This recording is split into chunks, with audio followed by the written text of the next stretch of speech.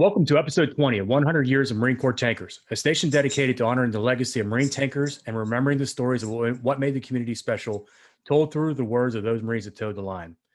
It is a great honor to host today's guest, as many of the previous interviews have cited this leader as having been influential in their lives. Having spent 30 years in the Marine Corps, most of that time directly involved in the Marine Corps armor community, it is my absolute pleasure to welcome Master Gunner Sergeant Frank Cordero to 100 Years of Marine Corps Tankers. Hey, sir, thank you so much for having me. It's an Master honor. Guns, it's my honor. Thank you so much. Having grown up in New York and eventually moved to North Carolina, what made you want to join the Marine Corps back in 1975? Well, that's a pretty good story, JR. And the honest God truth, you think back in the early 50s, 60s, and 70s, the early 70s, we didn't have communication wasn't what as prevalent as it is today. We had so many channels. It shut off at nighttime. We had one telephone in the house. Didn't have a voice recorder or anything like that. So the honest God truth, I never heard of the Marine Corps. All I ever heard of was the Navy, Army, and Air Force. And I knew that I wanted to be my whole life. I mean, I'm in the woods. When I went to North Carolina, I'm in the woods with a BB gun. We'd have BB gun wars, and so my brother told me, he says, you've been training to be a Marine your whole life after that. But what ended up happening was I got in a little bit of trouble down in North Carolina, drinking. At the time, the drinking age was 18. And so I decided, well, I'm going back to New York. I hitchhiked to New York from North Carolina. And on my way to New York, I knew I had to make a decision. So my decision was I was going in the Navy. And I was going to see the world and, put all my woes behind me and then just move out, right? And so I get to New York, my uncle, he's like, what are you going to do? And I tell him the story. Ironically, my cousin was in the Marine Corps at the time. And I was like, what's this? He was wearing, I saw him in a dress blue, it's a picture. I said, what's that? He said, it was the Marine Corps. So what's the Marine Corps? He said, they're kind of like soldiers of the sea. And I was like, really? That's pretty, that's kind of right up my belly wax. But I stuck with my plan in the Navy, and he took me to a recruiting office on 181st Street. And I'm sitting there, and I remember the Navy guy wasn't in his office, and the Marine office was on second deck, and it was right next door, and it was Gunnery Rodriguez, and he come out, hey, what are you here to see see us? No, I'm here to see the Navy guy. So, well, tell you what, come in this room, sit down, watch some TV till he gets here. He's out to lunch. So I'm watching the Marine Corps, the big Betamax or VCRs that they had back then, training VCRs, and it was all about moto, and I'm sitting there and I'm watching this, and he goes, all right, so you want to be a Marine? I'm like, no, I'm still going to stick with the Navy. He said, all right, well, have a seat right here. And this is all strategic. So I'm sitting in the chair just like I am right now. And I'm looking down the hallway, and there's the ladder well. And I hear the sailor, the recruiter, he's coming up the ladder well. He's coming up the ladder well, 2 big bags of McDonald's. And this guy was a food blister with lips. I hate saying it, but it was a fact. And, I mean, he was popping everything. It looked like a walking popcorn, right? And I was like, he said, and happy fella too. Hey, are you here to see me? And I looked at him and said, nope, I'm here to see that guy right over there. How I made my decision to join the Marine Corps. And I tell you what, I remember getting to boot camp, and I was like, what in the heck did I just get myself in? But as all good Marines, I'm just kidding, West Coast. You went to Parris Island, South Carolina, where you then transferred to Armor School to Fort Knox, where you achieved the MOS of 1811. And it is important for our viewers that don't know, 1811 is an M60 tank crewman. So this predates the M1A1s, and that's the 60s. Right. And then you transferred out to your first duty station in August of 1976, which happened to be 2nd Tank Battalion, 2nd Marine Division. Right. While there, you were the driver, loader, gunner, and tank commander. Basically ran the table of enlisted billets there. And then, of course, you deployed on a med cruise, Caribbean cruise. Going back to that time, what are some memories that made that med and that Caribbean cruise memorable? Well, I'm going to reflect back to Knox a little bit and come and walk the dog forward. And so I graduated boot camp, and I get to Fort Knox, and we had some great guys there. It was Gunny Ski, Gunny Sloan, Gunny Allclair, Gunny Adcock. And I remember Gunny Sloan and Gunny Allclair. Allclair was, he was the motor platoon sergeant on Drofa, we found out back after. But all I remember was that platoon was always dirty, always sweaty, and I was in Skis and Adcock platoon. And Gunny Adcock he was a big man from North Carolina. and chewed a big wad of tobacco. And I became his tobacco private. You go to chow and he pull out his tobacco. I had to hold it, go through chow and then give it back to him after the chow was over and stuff like that. But just getting there on an Army base, I was trying to figure out, what are we doing here? And come to find out, I was the second course to go through the MGySgt course back then. We were doing it at Hornell at the time, and so we were the second one with the 60s. And I tell you, when I checked in, what was unique about this time frame, Colonel Lazar was down there, but all instructors wore Smokies and duty belts. And I just left Parris Island, right? It was literally fourth phase boot camp all over again. And but the stuff that they taught us was instrumental. Going through there, we had Army tank commanders, so learning to work with the Army, in that environment, and then graduating and moving forward to Camp Lejeune.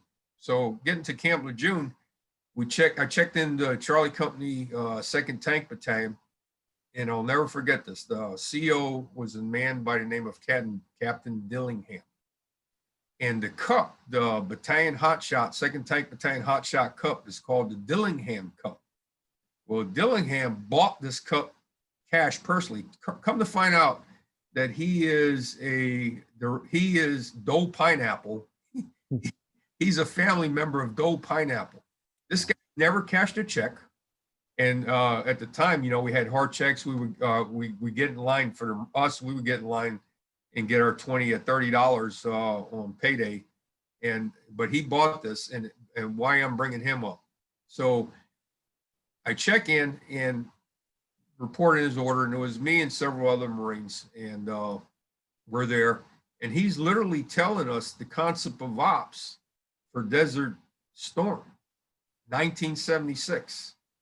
How we're going to fly, our next war is going to be in the desert. I mean, I'm young PFC, and of course, Roger that, it's very ironic. The only thing that he was off the mark was that we were literally going to fly in, jump off of airplanes, be paratroopers, land on our tank, and then we're going to take off. The difference was we actually landed on an airplane. We got the MPS tanks, and then we did take off. It was just ironic in 1976 that he had that vision. And so being a young Marine, PFC back then, it was at the end of the Vietnam War. So we had a plethora of Vietnam veterans, and we had Marines in there that were drafted. They didn't want to be there, and it was very obvious the very first formation that I stood that this isn't the Marine Corps that I was expecting to do. Great Marines in there, though. I don't want to say that, but we had some Marines that needed to go. So fortunately for me, since I was a MGySgt tank crewman, when I checked in, 2nd Tank Battalion still had the 48s. We just started getting the 60s. And so it was pretty funny. You come in on a 60 and then here's your 48. And then they moved me to 2nd Platoon, where the first MGySgt tanks that was rolling into the battalion so we could take on float.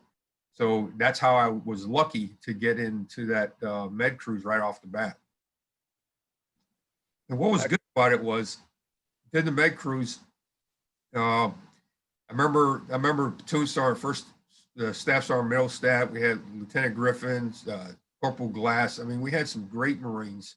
But they're all former Vietnam veterans and whatnot. And they were training us. The training was prevalent. I mean, they were training us hard, and and which was good. But our gunnery at the time, there was no gunnery. It was gunneries based out of the -10.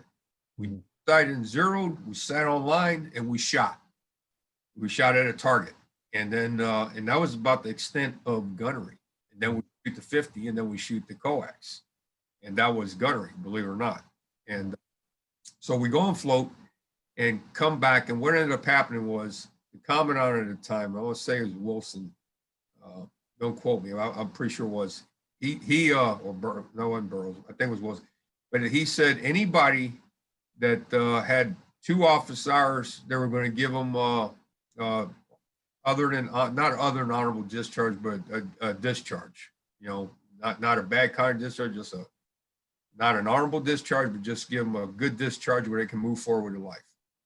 Any Marine that had 1 officer that wants to go ahead and get out, and that's how he downsized the Marine Corps with all the veterans, the drafted Marines and whatnot. And that started cleaning up the Marine Corps very well. When I came back from the Med Cruise, basically it was like a new Marine Corps, and was outfitted with 60s, et cetera, et cetera. What I took on that first float was, we got on the USS Fort Snelling. It was a ship that came out of mothballs from World War II, and they recommissioned it. So we pulled out, I remember Sergeant Greenwald, we had the advance party. I was on advance party, obviously the junior Marine and stuff. We get there, we get the tanks there, then the platoon shows up. We get the platoons in the Mike boats, and we get them on the well deck, and we wipe them down. We do what we got to do. And then we get in our little squad bay, and then we had the canvas racks, so about 5 or 6, like if you go in one of these museum World War II ships, that's what it was. It was the canvas racks, from the deck to the ceiling. You hung your, clothing bag, your sea bag, had sea bag and a clothing bag for the alphas. You hung up, you got your little space, and that's how you survived. Well, 3 days out to sea, the bull, we hit a hurricane. I remember sitting in the chow hall. We're sitting there eating, it was rocking and whatnot. The next thing I know, the ship went like this, and it went straight up just like that. All the chow came down here, scooting the deck. The captain of the ship said, "Get to the quarters now." And we were literally walking, to our quarters, holding the bulkhead, Wow.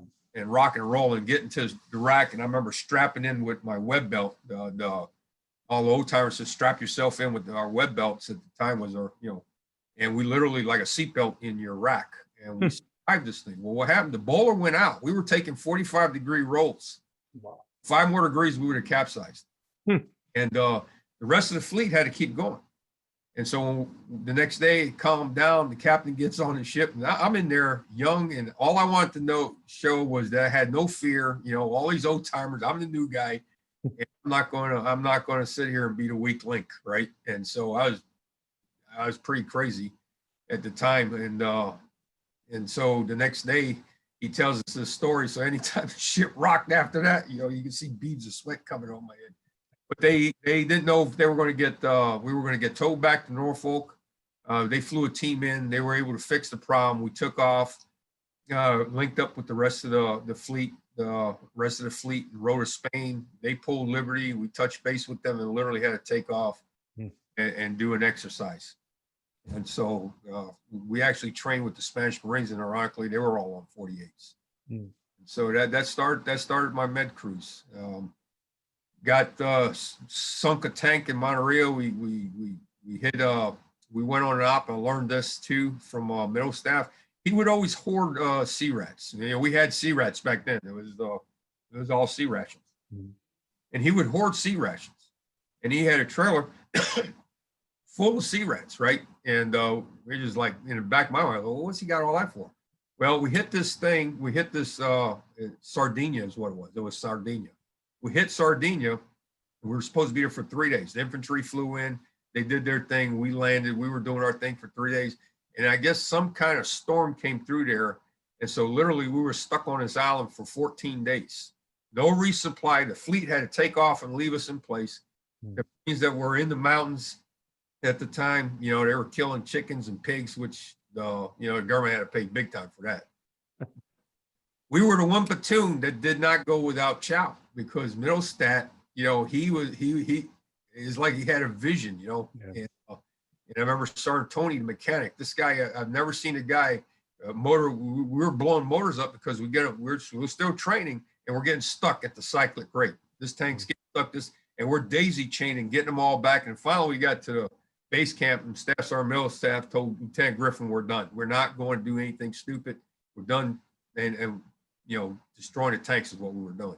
Right. And we pull a pack, get a pack, not pull a pack, we pull the heat shields off of it. And I'm watching Tony with a screwdriver listening to this motor. I'm like, what the heck's he doing? But he was able to diagnose the problem and say, okay, I need this and this and this, and basically chewing gum and barbed wire, and fix the tank with what we had. It was amazing. So I learned that, one of the lessons there was, you make do with what you got, and there's always something to correct whatever problem you got. I remember, and that played dividends down the road. So we rested afloat. That was also the year, was 1976 in the December timeframe, where half the fleet went to Palma, Spain. The other half of the fleet went to Barcelona. We had one of our Liberty boats, and we had our motor team mechanic was on that ship that was in Barcelona, one of the ships that was in Barcelona, and they were on a Liberty boat. And how I know what happened was he was actually on this Liberty boat.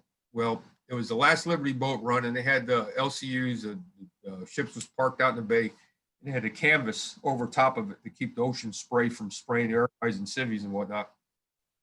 And they had it packed in. There was about 100 Marines and sailors stuffed in there. And they were heading back to the ship, and it was a freighter, and the Navy guys in front with the light, and they're blowing the horn and whatnot. And they changed course, and the freighter changed course, and then the Liberty boat changed course again. The freighter changed course, basically broadsided them, ran them over. 49 Marines and sailors that night. And then everybody in the fleet that had any kind of scuba experience, and we were berthing in our berthing area, we had force recon. We got very tight. Force recon tanks was always linked up in berthing areas. And I had some really good friends there, and they all took off. And Zai, I remember there was one guy, Zai, and they were pulling bodies up from the bottom, you know. So that's a true story. And when we came back, the deal was later on in the float, they were supposed to go back to Barcelona, and we go back to Palma. Well, we flipped, and we went to Barcelona. And I'm telling you, at the time, we were with the tank platoon and recon. We all went out on Liberty together. And you want to talk about a communist environment? They had the Russian flags, the Russian sickles. They had parades. We were standing there. I remember it was like a wave of communists coming at us with their. Basically, it was one of the protests. And we just looked at each other saying, okay, this is the day we're going down because we're not backing off. And they went around us like the Red Sea, you know. Literally. Literally. And which is probably a good thing, but it taught me a lot. I mean, I'm sitting here thinking, here we are deployed, protecting you, and this is how you act, you know. And it was crazy. But that's a memory that sticks with me.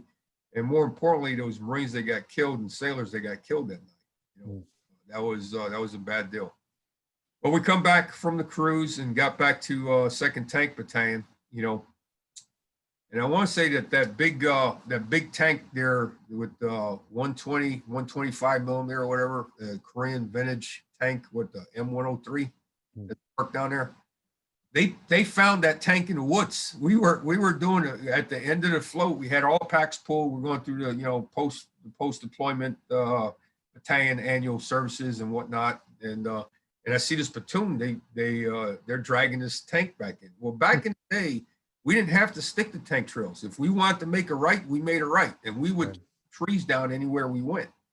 And that was the deal. Is that all you had to do is get your head underneath, get your head in the turret so the branches don't take your head off, and you just start clipping trees and try to make sure you hit it with the front slope so you don't crash the fenders and whatnot. So they were actually going through the woods, and they found this tank, and the only thing we can figure is that it was a phasmo. Somebody had an extra tank, and they hid it and forgot it. And so that tank got the 2nd Tank Battalion as one of the display tanks. That's incredible. That's incredible. August of 1978, you returned to, you went out to Tank Platoon Ground Defense Force, Guantanamo Bay, Cuba, which is a term that I've never heard until today. And there you were meritoriously promoted to corporal, and then you served as a tank commander. So I'm going to ask the question, what is the Tank Platoon Ground Defense Force? Yes, sir. So getting to Cuba, and that was a good question. I go back, I reflect back to communication. And I get the set of orders, and it was very ironic. I got a set of orders initially to go to Okinawa, right? And I get this order. It's on a Wednesday, so you got a set of orders. You're going to Okinawa. When are you leaving? Friday. I said, okay. And there's a story behind that too, but I'll talk about that one some other time. So I check out for Okinawa. I get my orders on Friday. The order says you're going to Vieques, Puerto Rico. I'm like, wait a minute, I'm checked out for Okinawa. So I had to go back and check all the way back out again on a Friday. And I had all the gear turned in. So it was just a matter of changing my address, right? Mhm. You're going to Vieques, Puerto Rico. Take 30 days leave. And then I take off and get flying to San Juan from the Raleigh airport, flying to San Juan. And then I had to catch a Piper Cub to Roosevelt Roads. And I'm in this Piper Cub with this pilot. It's just me and him. And this thing's just, and it's right in the middle of a storm. Lightning's all over the place. And I'm like, man, we're going to die, you know? Yeah, don't worry about it. We'll be fine.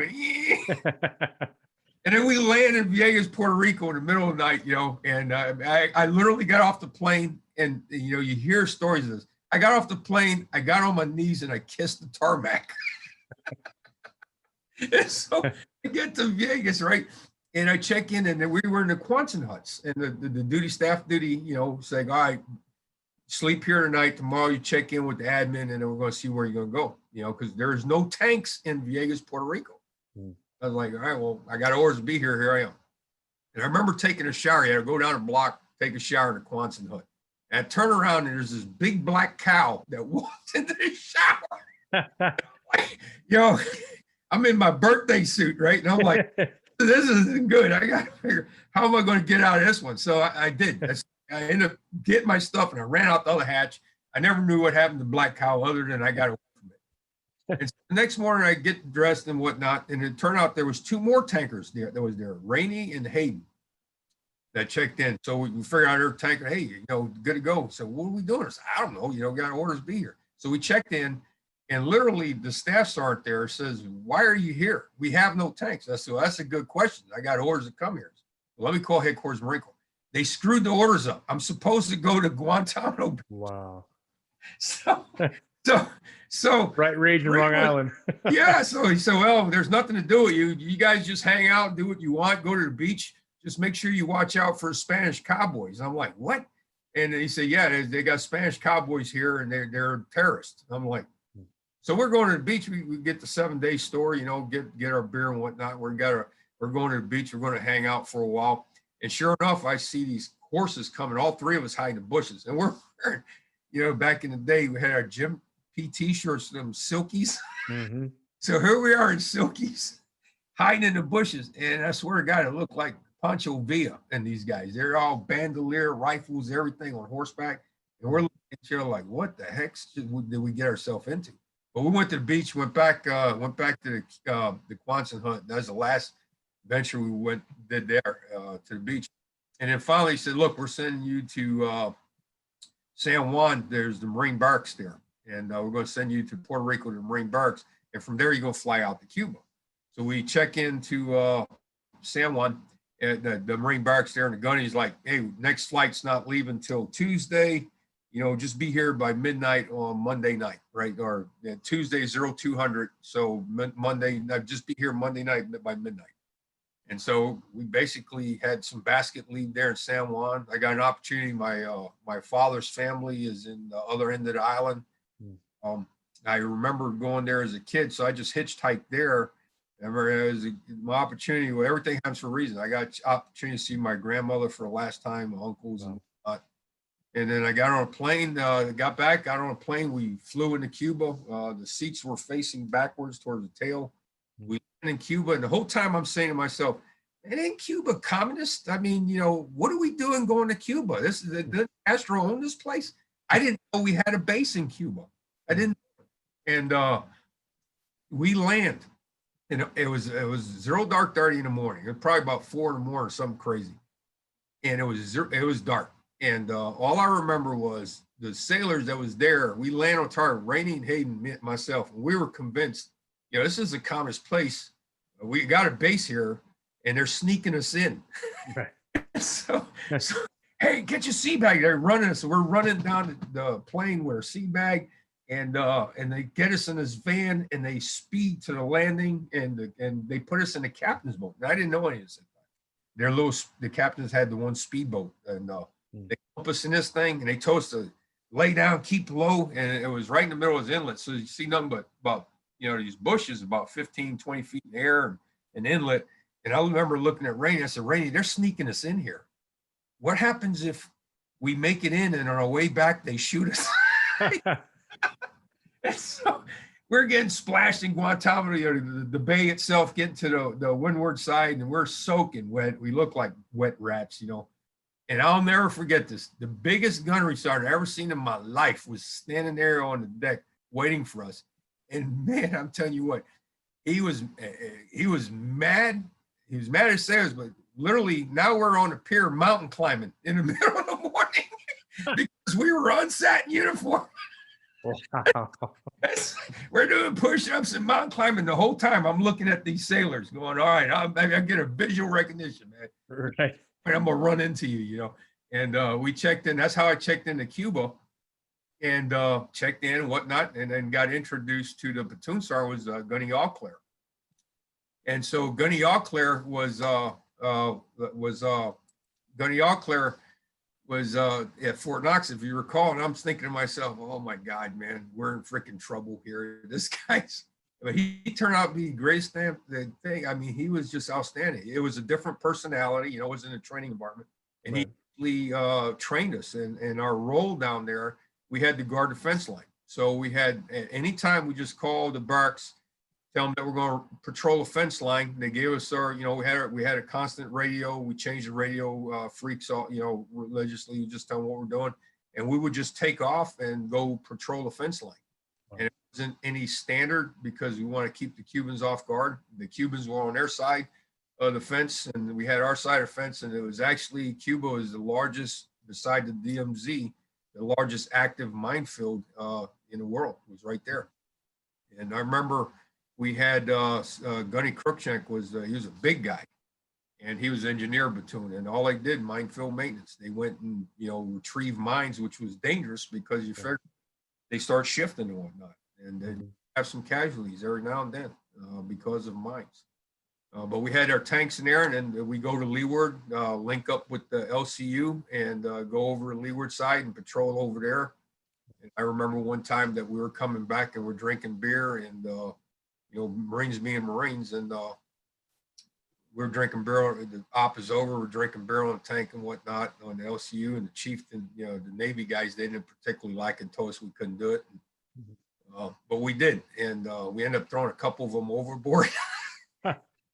And we got a lot of trouble for that one, but they restricted us to barracks, and they restricted us to the ramp. And I'll tell you what, you're a goldfish in a fishbowl, and then they just took that and put it in a little cylinder. Right. And so, but we had a colonel down there by the name of Colonel Finnessy. He made him unique. He was a private through full-bird colonel, World War II, Korea, and he just happened to be. And we would take bets. Every Friday we have a barracks formation. And we would take bets that is this the day he's going to die, because he get the speaker and he's literally like, we thought, great man. And he, I tell you what, he probably still outliving everybody, he's just a tough guy. And it was a great man. It was a good time, but it was a small platoon, very unique. We, like I was telling earlier, we had a company in Okinawa at the time. We had a platoon up in Cuba, Quantico, Virginia. And then we had the platoon down in Cuba. So learned a lot down there. We tear apart the machine guns because, there wasn't that much to do, so I could tear a machine gun down to nothing. And put it back together. We learned about the accelerator, all this stuff. And, and we had Auclair, and then Auclair, he was there for about 6 months, and then he transitioned, and the next platoon sergeant was Gunny Adcock. So yeah, and so it was quite the ordeal, but very, very good tour. And how I got, and when I left there, I got promoted to sergeant. I got meritoriously promoted with 28 months time and grade, and then basically I got frocked to sergeant. And what happened was, and I'll tell this story now. A lot of people know it, but I was on shore patrol in Cuba, and once you get NCO, we had to wear a cartridge belt, and the Navy counterparts had a little nightstick. We weren't allowed to. Colonel was tired of the Marines, basically dumping on sailors all the time. And he had a rule out. He got so tired of it that if you got in a fight for any reason, that was it. You were getting court-martialed, their version of a court-martial. 3 days, you get put in the brig for red line brig for 90 days. All your pay is gone, BCD. That's what he told us in formation. So I'm on shore patrol, and there was a ruckus going on. Downtown Los Angeles, we didn't have VCRs and all that. You know, have one channel. Mm-hmm. And the movies, they were piping movies that are probably about 4 to 6 months old in the United States. And every weekend they had different movie they call Los Angeles, were outdoor theaters and bleachers and whatnot. And they had, you know, dependents and everybody, you know, Navy dependents. The tank platoon didn't have any dependents down there. But I heard some commotion, and what ended up happening was we had an aircraft carrier that was parked off the coast there, and they were in on Liberty with somebody that was from the base. And they were basically trying to take advantage of these 3 girls, and I jumped right in the middle of it. And so, yeah, I had baseball, but I got thumped pretty good. I got my licks in and whatnot pretty good. And I got put in the hospital. And after I got back from that, nose was smashed up, heads all swollen up. I lost my front teeth. I remember I checked in a platoon, and we got a different platoon sergeant now. We got 3rd platoon sergeant here, Adcock. He ended up getting out of the Marine Corps. For whatever reason, he went to Seabees, and we had I'm not going to mention his name, but anyway, I had to go up to get officers. And so I go up to Colonel Finney, and basically Sergeant Reese was with me, my section leader, and he was the only one who came with me as a character reference. And I'm standing there getting, you know, wore out, got busted to Lance Corporal, 90 days in the brig, you know, BCD, the whole 9 yards. And I remember Gunnery Cruikshank. I mentioned him earlier because he's the lad that's standing off to my right. And I'm figuring out that this is the guy going to take me to the brig. And now I'm thinking, all right, my ES is coming up. What am I going to do next? And I'm going to you know, drive trucks, you know, because that's all I could think of. And then Gunnery Cruikshank, he chimed in and said, you know what, if you're doing this to him, you're going to throw me in jail too. And it turned out they knew each other from Vietnam, you know, and they started talking about, the colonels called him by his first name, not Gunny. Yeah. And he said, come to find out that 2 of those 3 girls was his daughter. Oh, wow. He said, if you're throwing him in jail, I'm tearing his barracks up, and I'm going to sit right there as his bunkmate, you know. And then the colonel looked at me and said, that's what happened. I said, yes, sir. He said, why'd you say that? I said, you didn't give me a chance, you know. Here's the deal. I walked in a meritorious corporal. I got busted to Lance Corporal, 90 days in the brig, BCD. And then all of a sudden now I'm getting frocked to sergeant. Wow. The sergeant calls Henderson, and Henderson comes running down there, get me a warrant for sergeant. And then Henderson's like, sir, he doesn't have enough time and grade. And the colonel's like, I don't give a flop. I'm the colonel. I'll do what I want. I don't think they did frocking back then. He said, get me a sergeant chevron, post-date his warrant, and get here within 5 minutes. So here I get this warrant. They pin sergeant chevrons on me. I got this warrant dated 1 August. This is like May, June timeframe. And I got this warrant post-dated 1 August, and the sergeant. And I go back down the ramp, and they blown away. You know, they thought I was going to the brig. Now I'm a sergeant. So, and then but before that, then he says to me, he says, what are your plans? And I said, Colonel, my plan was I'm going to be driving trucks. And he went, BS, you're re-enlisted in the Marine Corps. And now I'm telling you, everything that's going on now is illegal, right? That doesn't, but it happens. So here I got Middlestat, I forgot, it begins with an M, a staff sergeant, he's a career planner. He comes down and he said, we're re-enlisting him for 3 years, Sergeant Cordero for 3 years. All right, sir, I got to do base. You get to the paperwork later. Really? So I got re-enlisted with Gunny, pinning my Shermans on and whatnot, Sergeant Reese, and I got re-enlisted for 3 years. And he said, all right, and I want you to cut him a set of orders. You're sending them to the drill field. And that's how I got sent to the drill. So you got promoted sergeant. I damn near got killed to get promoted to sergeant. That's incredible. That's incredible. Man, what a story. So that takes us to August 1979. We're now Sergeant Cordero, newly re-enlisted, reports to Parris Island as a drill instructor. Yeah. And then you stayed there, did a successful tour, and then you graduated and headed out to 1st Recruit Training Battalion. But before we get Yes. there, I'm going to ask you, how did being a tanker prepare you for your time as a drill instructor? You know, and as a tank crew, you hear it repetitively on every one of our briefs, you know, the crew concept, the team concept, the camaraderie, you know, if you're wet, I'm wet. If you're cold, I'm cold. If you're hot, I'm hot. If you're hungry, I'm hungry. The brotherhood, right? And so, but I was a sergeant with 21 days time and grade, mind you. And we had 174 Marines, and these were some pretty stellar heavy hitters. I was pretty intimidated, you know, checking in DI school. And I remember checking in and my hair was too long. And Gunny Bouchard, he had a little poof of hair right here in the front. And so I checked in and got mountain climbed and push up for having too much hair. And we were checked into the school at the time, was where McCoy got court-martialed for Ribbon Creek. It was the old DI school, the wooden wooden barrack school they converted. And so I had to go get another haircut. I come back in, I had a high and tight, and I figured, all right, we're good to go. And I come back in, and guess what? I had a mountain climb again because he said, you see my hair? I got too much hair, I need a haircut.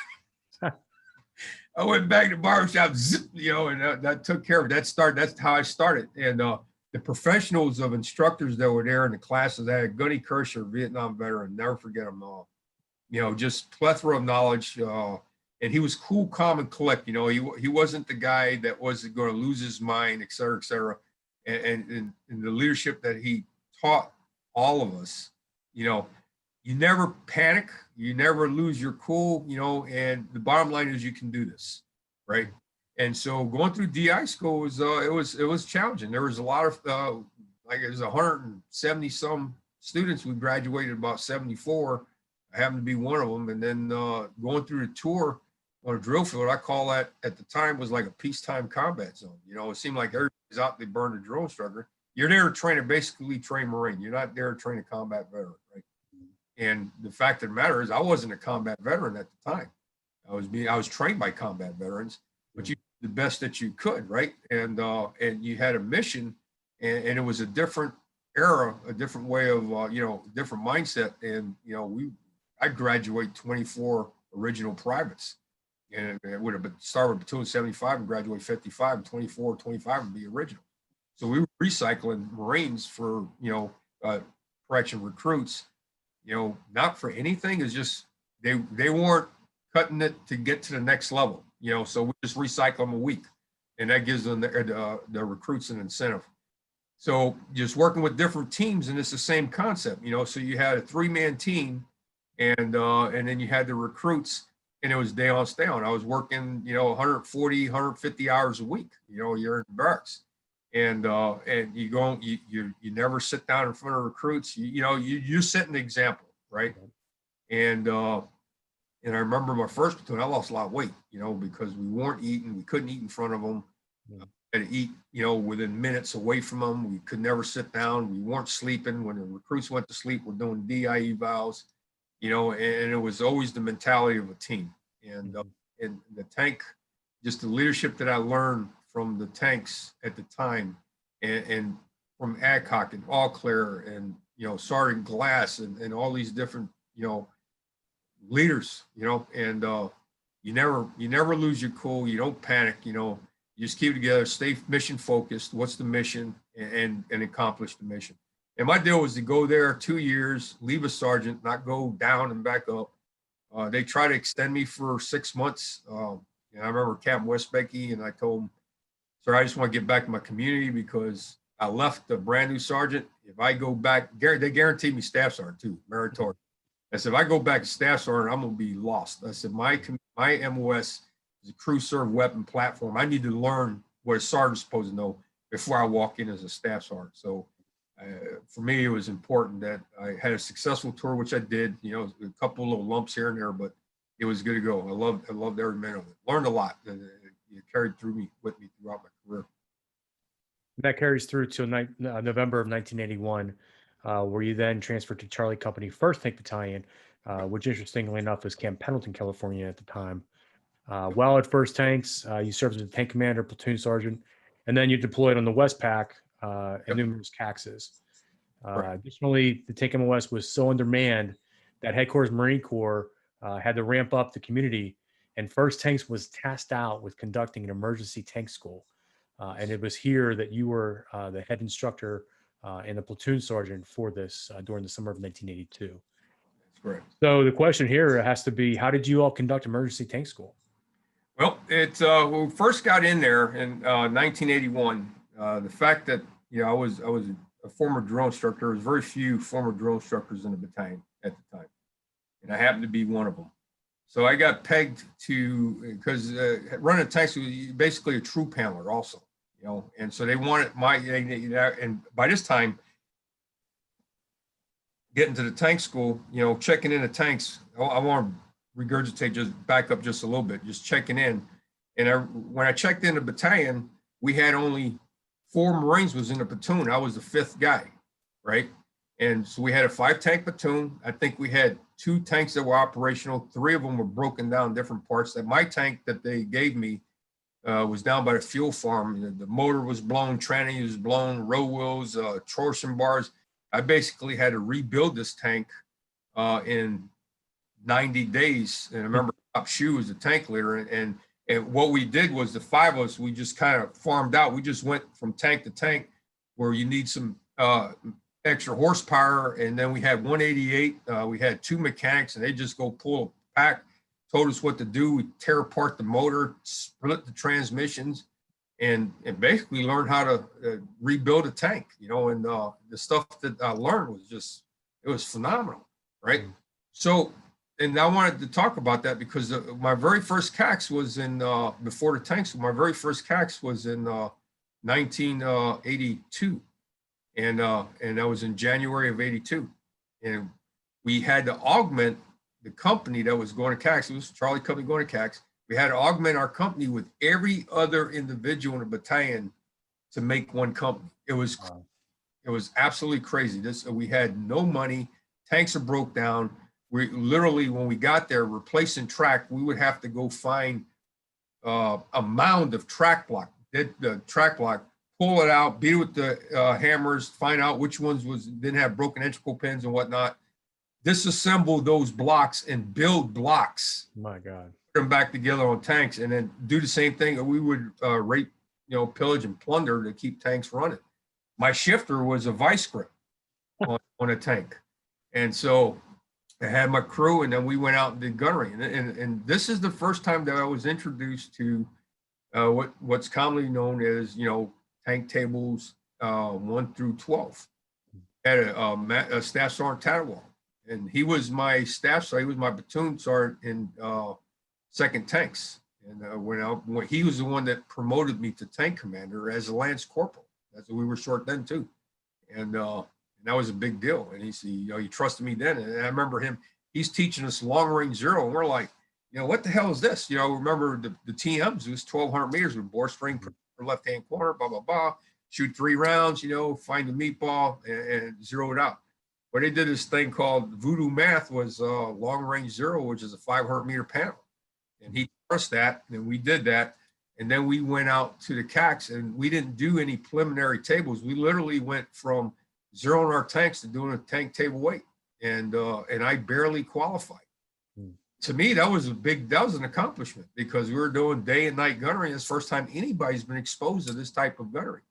And we didn't have pop-up targets. He trained mass targets and did the best he could, but he built one heck of a range. And I'll tell you what, we came back, and that's when we really started our gunnery program that we back then, started developing it then. And that led me into, I guess I did pretty good, because then I got, beside the drill instructor part, they tasked me, they chopped me out, and had Corporal Castillo was with me, and Staff Sergeant James he was kind of like the tank leader guy. He was in charge of the whole course, and he was a hell of a man.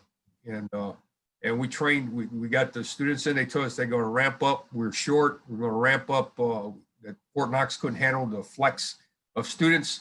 So they gave us a whole, gosh, it was huge. It was probably about, 50, 60 Marines. And we took over they gave us a whole squad bay, and basically we got the training syllabus from Fort Knox. We had do some things, but we were teaching classes, taking them, doing a driving, doing a gunnery, our bore sight 0 gunnery and shoot the 50, get them, familiarize 50 and coax and whatnot. And we did a pretty good job. And then so it went through the whole summer, and then we chopped them out, and they went to, a lot of them stayed in battalion, and then someone went to different places, reserves, second tank. I don't know if second tanks did, but I know for a fact we definitely got tasked with doing that. So that was a great experience, because you figure tank battalion, we're a motley crew. We're wearing, at the time, overalls. We get in formation, we're squared away formation. After formation, we're getting dressed going to ramp. When we come back, we're full of grease and diesel and everything else, head and toe, just good quality tankers. Right. Marching these Marines around. Oh, and we had the uniforms that we made them wear was the Russian, we got them from Op 4. I don't know who got them. I don't know how they got them, but they were Op 4 uniforms. And nice. That's all the students in Op 4 uniforms. With the cosmonaut helmets on? Yeah. So, everybody knew who they were in the battalion. And I guess I did okay. And so that worked out very well. And it was after that I promoted staff sergeant. Yep, we got you promoted to staff sergeant, and then went out to Mountain Warfare Training Center in Pickle Meadows, California, which is now Bridgeport. And then there you served as the leader for the course and instructor course. Additionally, you were then sent to Quantico to the Staff NCO Academy, where you were third in the class of 143. So that's right. Representing tanks in the community and doing a hell of a good job. Thank you. During August 1985, you went back to Fort Knox now to actually tank school, the real tank school, as a platoon sergeant, primary instructor, and then basic armor course. During this tour, you completed the Armor Non-Commissioned Officer course as a platoon sergeant, and the M1A1 Master Gunner course, where you achieved the MOS of 1812, which is the M1A1 tank crewman. So, I mean, that's a lot to cram in a very short period of time. So what was it like to go back to Knox to instruct, and then having to learn a whole new MOS simultaneously? Wow! Oh, by the way, now you're Master Gunner school. Yep. I want to go back just a little bit on that Mountain Warfare. So I was still a sergeant, and they said they added X number of quotas to go to this Mountain Warfare. They had 2 quotas for the battalion, and they picked me. I was 1. And I thought, and this is my way of thinking back then, was they're testing me. If I failed this course, I'm not getting promoted. I was like, I thought they were testing me. So I went up there, and I remember I called it tanker appreciation. I went through it was an instructor course. And what it was you come back to the battalion, and you're supposed to train, cold weather, mountain warfare, things like that. And the whole time I'm saying, I'm in a tank. What I'm going to do? Rappel in a tank into the cupola? I'm climbing and doing all this other stuff. And then we did that. And then I came back, and then a year later, they sent me to an instructor course. And what the deal was, you go there for instructor courses. The first one they put together, I guess at the time, Afghanistan was acting stupid, in Pakistan or something. And we were prepping for some ops in that area. So they wanted to ramp up and get people trained. And what they did was they pulled certain number of individuals that have been through these courses. And we went up there and trained. And then our job was to come back and get all infantry regiments and train them on, how to do a rope climb and how to, do the knot, and this, that, and another. And, and what made it pretty unique was the ballistics, in that environment. Right. So when we did our ops there, what I was taking away from that was, okay, the terrain's not conducive to tanks. And I was looking at it from that perspective. Okay, how are they going to employ tanks? Because I was coming back to battalion, and I needed to be able to, be an advisor of some capacity in that environment with tanks. And, how we're going about doing it. And plus the ballistic solution is different. The air density is different. We didn't have the computers and whatnot. Everything was a fixed reticle, everything was mechanical, you had to put leads on the sights and everything else like that. And we did a lot of indirect fire with the azimuth indicator and the quadrant elevation and the Willie Pete rounds and all this other stuff. So that was pretty important. So I learned a lot there, which pushed to now I got sent to Fort Knox. And I remember getting sent to Fort Knox, and I was like, man, this is the pinnacle. And I never got asked for a set of orders. I got cut a set of orders. And how that happened was that when I went to Quantico and I did well, they had us go see the monitor. That's the first time I even heard of this position. And the guy looking at my record going, man, we need you at Fort Knox. I'm like, all right, roger that, you know. And I went back to Petaluma not thinking nothing about it. But shortly after that, I got set of orders. I went to Knox. Now, we had some great Marines there. You know, it was Staff Sergeant Cook, I'll never forget. Staff Sergeant Whitmore, Staff Sergeant Reynolds. It wasn't that many of us. It was about Staff Sergeant Watts was Sergeant Watts at the time. No, Staff Sergeant Watts.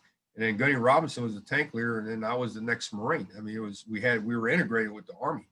We had Army platoon sergeants, Army tank commanders, and we had a small staff of Marines. And Reynolds was the primary instructor, and then Whitmore became the primary instructor, and I was with platoon sergeant for a couple of years. And then last year I became the primary instructor. So all platform per instruction was taught by one guy. Mm-hmm. And then regardless if you had a fever or what, you're still teaching. And so it was interesting, just being able to take those Marines and, knowing what they were going to get ready to get into and make sure that they were, basic trained tankers, basic trained Marine Corps tankers. That was the big deal. And that they were going to succeed once they got to the fleet. And our job was to make sure that they didn't have, as they're leaving the gate, that we want them to have the best foot forward, right? Mm-hmm. So, we maintained, it was more troop handling and everything like that, but it was a great, rewarding tour. Had an opportunity to train all kinds of Marines on their skill sets, what they're going to be needed, talk to them about the fleet, mentoring and whatnot.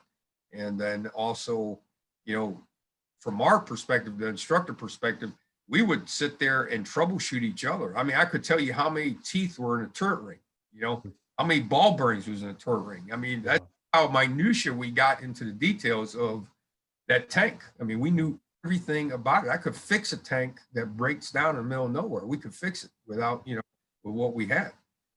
Bushings, take some cigarette full and get that fixed, and then, you're firing the tank back up again.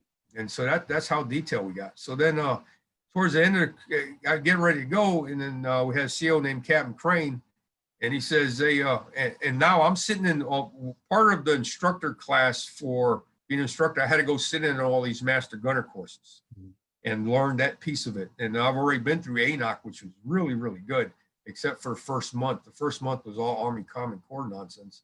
But what would validate the whole course is when we actually hit the training side. And that's where we got into operations and, sand table leadership, what I call it. We went out in the field, and it was awesome. It was really, really a good course, and it trained you, how to be a platoon sergeant, but also gave you the dallied into the tank leader piece on the logistics side and everything else like that. So that was a great course. And then I was on the 60, like I said, I sat on so many M60 master gunner courses that, I knew what I needed to know. And so Captain Crane came to me. We just were getting introduced to the M1 tank at the time, and in '89, and we had Colonel Thaler and the net teams were getting trained up on the M1A1s. He says, "Hey, I'm gonna send you to a master gunner course." And I'm like, "All right, roger that, sir." I figured I had this thing, locked down. I it's the inside and out, gunnery the whole 9 yards, right? And so he said, you're gonna go to that master gunner school in M1. Now, mind you, I've seen him driving down the road. That's as close as I got to him. Wow. I'm like, yeah, roger that, sir. All right, well, how much time I got? He said, you got next week. You start next week. So I had literally 1 week to learn the TCGST, because what happened was you had to take TCGST, and we had soldiers coming from all over the world. I mean, 100 of them, 200 of these guys. And if you fail TCGST, you get one shot at the TCGST. If you fail TCGST, you get a second shot at the TCGST station you failed. The third shot was you're sent back to your unit. All I knew was I needed to pass the TCGST, right? And I'm going to interrupt you here for a second. TCGST is Tank Commander's Gunnery Skills Test. That's correct. I'm sorry. Okay. So and that gives you the whole plethora of skill sets that you're supposed to know as a tanker, right? And so, and that was my introduction to the M1A1. And then from there, I went to the mechanic course, the maintenance course. They broke it down. Then they had Skid Row Hall, which was, we call Skid Row. That was all the gunnery. Mm-hmm. I remember in the mechanic course, and I worked with some soldiers. These guys were sharp. And I'm telling you, I had flashcards. I mean, you're on a toilet studying, and you never wasted a minute. And they equated that to like West Point academia level. And I'm telling you, that was one of the hardest schools I ever done in my life. And just learning about, it was a completely different mindset. I went from fixed reticle to projected reticle, from, manually inputting, leads and everything else, to learning about the computers and the subdeses and everything else like this.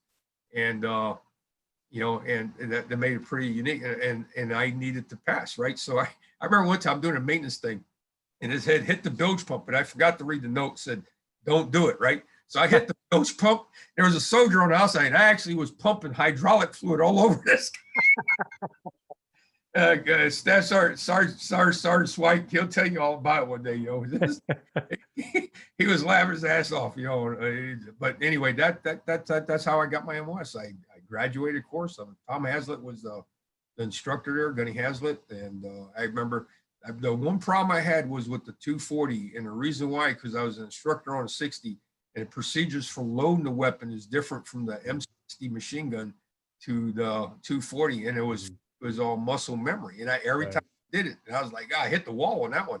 And when I knew the weapon, it was just loading the weapon, and I had to literally talk myself through it. So stop. I talked myself, dot, dot, dot, dot. And I was able to graduate the course, and that's how I got my MOS 1812. And then in 1989, this is very important, and this is going to get a little bit technical, but for the tankers in the community, I'm sure we want to hear this. So October of 1989, then Staff Sergeant Cordero, you transferred to Charlie Company, 3rd Tank Battalion, 7th Med, 29 Palms. It was here you were promoted to Gunnery Sergeant, and you were the only Master Gunner at the time within the battalion. Right. You were authorized to perform Battalion Master Gunner duties from Charlie Company. That's correct. With these duties, you initiated an intensive gunnery program that played dividends because in August of 1990, Task Force Ripper from 3rd Tank Battalion deployed to Saudi Arabia and participated in Desert Shield and received a Marine Corps Achievement Medal for sinking the fire controls with the battalion tanks of MPS and coordinating with the 1st Tank Mike Golfs, who were able to bore sight and zero both battalions. So all that data that you had collected, now you're implementing it, and no kidding, you're implementing it in a wartime situation. That's correct. Once zeroed, you assumed duties as the tank platoon sergeant for Charlie Company, 2nd Platoon, in preparation for combat operation in Kuwait Desert Storm. I mean, reading that is just incredible. That's just an incredible, for tankers, that is taking everything that you've just learned in a very, very short period of time, and then being able to literally translate that to multiple battalions and in combat operation, and making those Marines that more effective and that more lethal. So please tell me about this operation, preparations for Operation Desert Storm. So a little bit going into checking in 1989, and first thing I want to do, I was Master Gunner, M1 Master Gunner, but I had all the education of an M60 Master Gunner, which was that turned out to be a blessing because we still had the M60 tanks. And I checked in there, and Colonel Diggs was the battalion commander, and Captain Dunlap was the CO for Charlie Company. And of course, they wanted to take me and stuff me in the 3 shop. And I forgot the Master Gunner's name at the time, but I remember Staff Sergeant Murray was filling the bill as a battalion Master Gunner. And I asked the Colonel, I said, requested the Colonel if I can do the Master Gunner duties from the company. I want to get back on a tank, and I want to be able to contribute from the saddle. And he agreed with it, and he sent me to chop me off to Charlie Company. And so first thing I want to do is go see what do we have? Where's our sync panels? Where's this? Where's our train syllabus? And come to find out they had a Master Gunner there, and he got sent away. And so it was without a Master Gunner for a long time. And so I got in there, and they sent me to a training classroom there. I remember opening it up, and it was like full of dust and cobwebs and everything else. It was crazy. And so we had to clean that thing up. We went and seen the sync panels. They didn't exist. There was a lot of work to get done to just get them prepped and start doing gunnery. And then so I start first with Charlie Company, and then I work my way over to the other companies. And I think Bravo Company was the only company at the time that they were going to do it on their own, and which was fine. They did it. Murray graded it, and Murray came back and gave me a back brief on it. He's pretty disappointed on the gunnery part. But that leads me into before we get into deploy. So I get to Charlie Company, and we started tank tables 1 through 8, right? And I had to acquire targets, and I did this and did that. We had and we did very well. We had the Brewster devices at the time for table 4.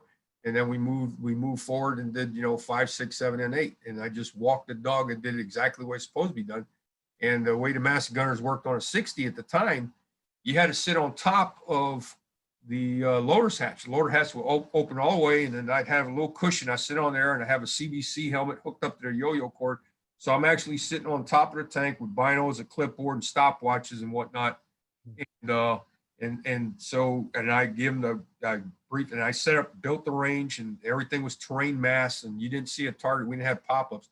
You didn't see a target till it was time to shoot it. When it was time to engage the target. And I would brief the commander, and we move forward. And you could do that on a 60 where they fire, you just rock back, and I could sense it, and then et cetera, et cetera. And I was able to get the whole company trained that way. Some Q2s and whatnot. And then we did that, so while everybody's taking a break, you're just hopping from tank to tank to tank. You really pull right beside fender, you get off, you brief the commander on how the crew did, blah, blah, blah. And then you get on the next tank and you go down range. And I did this for all the tables. And that played out, and did it for the battalion, except, like I said, at the time with Bravo. And that played dividends because now, in 1989, I remember a Marine, and this was a very sharp guy, Lance Corporal Florence, Billy Florence. He's in Kentucky now. And we stayed in contact, became a firefighter. But I remember he's a smart guy, and he come up to me, and I've never been the guy to wear rank on my sleeve. You knew I was the gunny, and you knew I was the gunny. I didn't need to go browbeat you and let you know that I was the gunny, right? You knew I was the gunny, right? And how I would train Marines, I would get in the cupola, I would get in the tank, I'll walk around the battalion, crawl in the tank and say, hey, where's the tank commander? And I tell him, get in the tank, and then I would say, hey, tell me about this tank here, kind of do, what's this? And he's looking at me like, wait a minute, you're supposed to know this stuff. You're the master. What I was doing was I was just seeing where he was at and asking him questions. And then I would say, okay, well, you did good, but boom, boom, boom, boom, boom.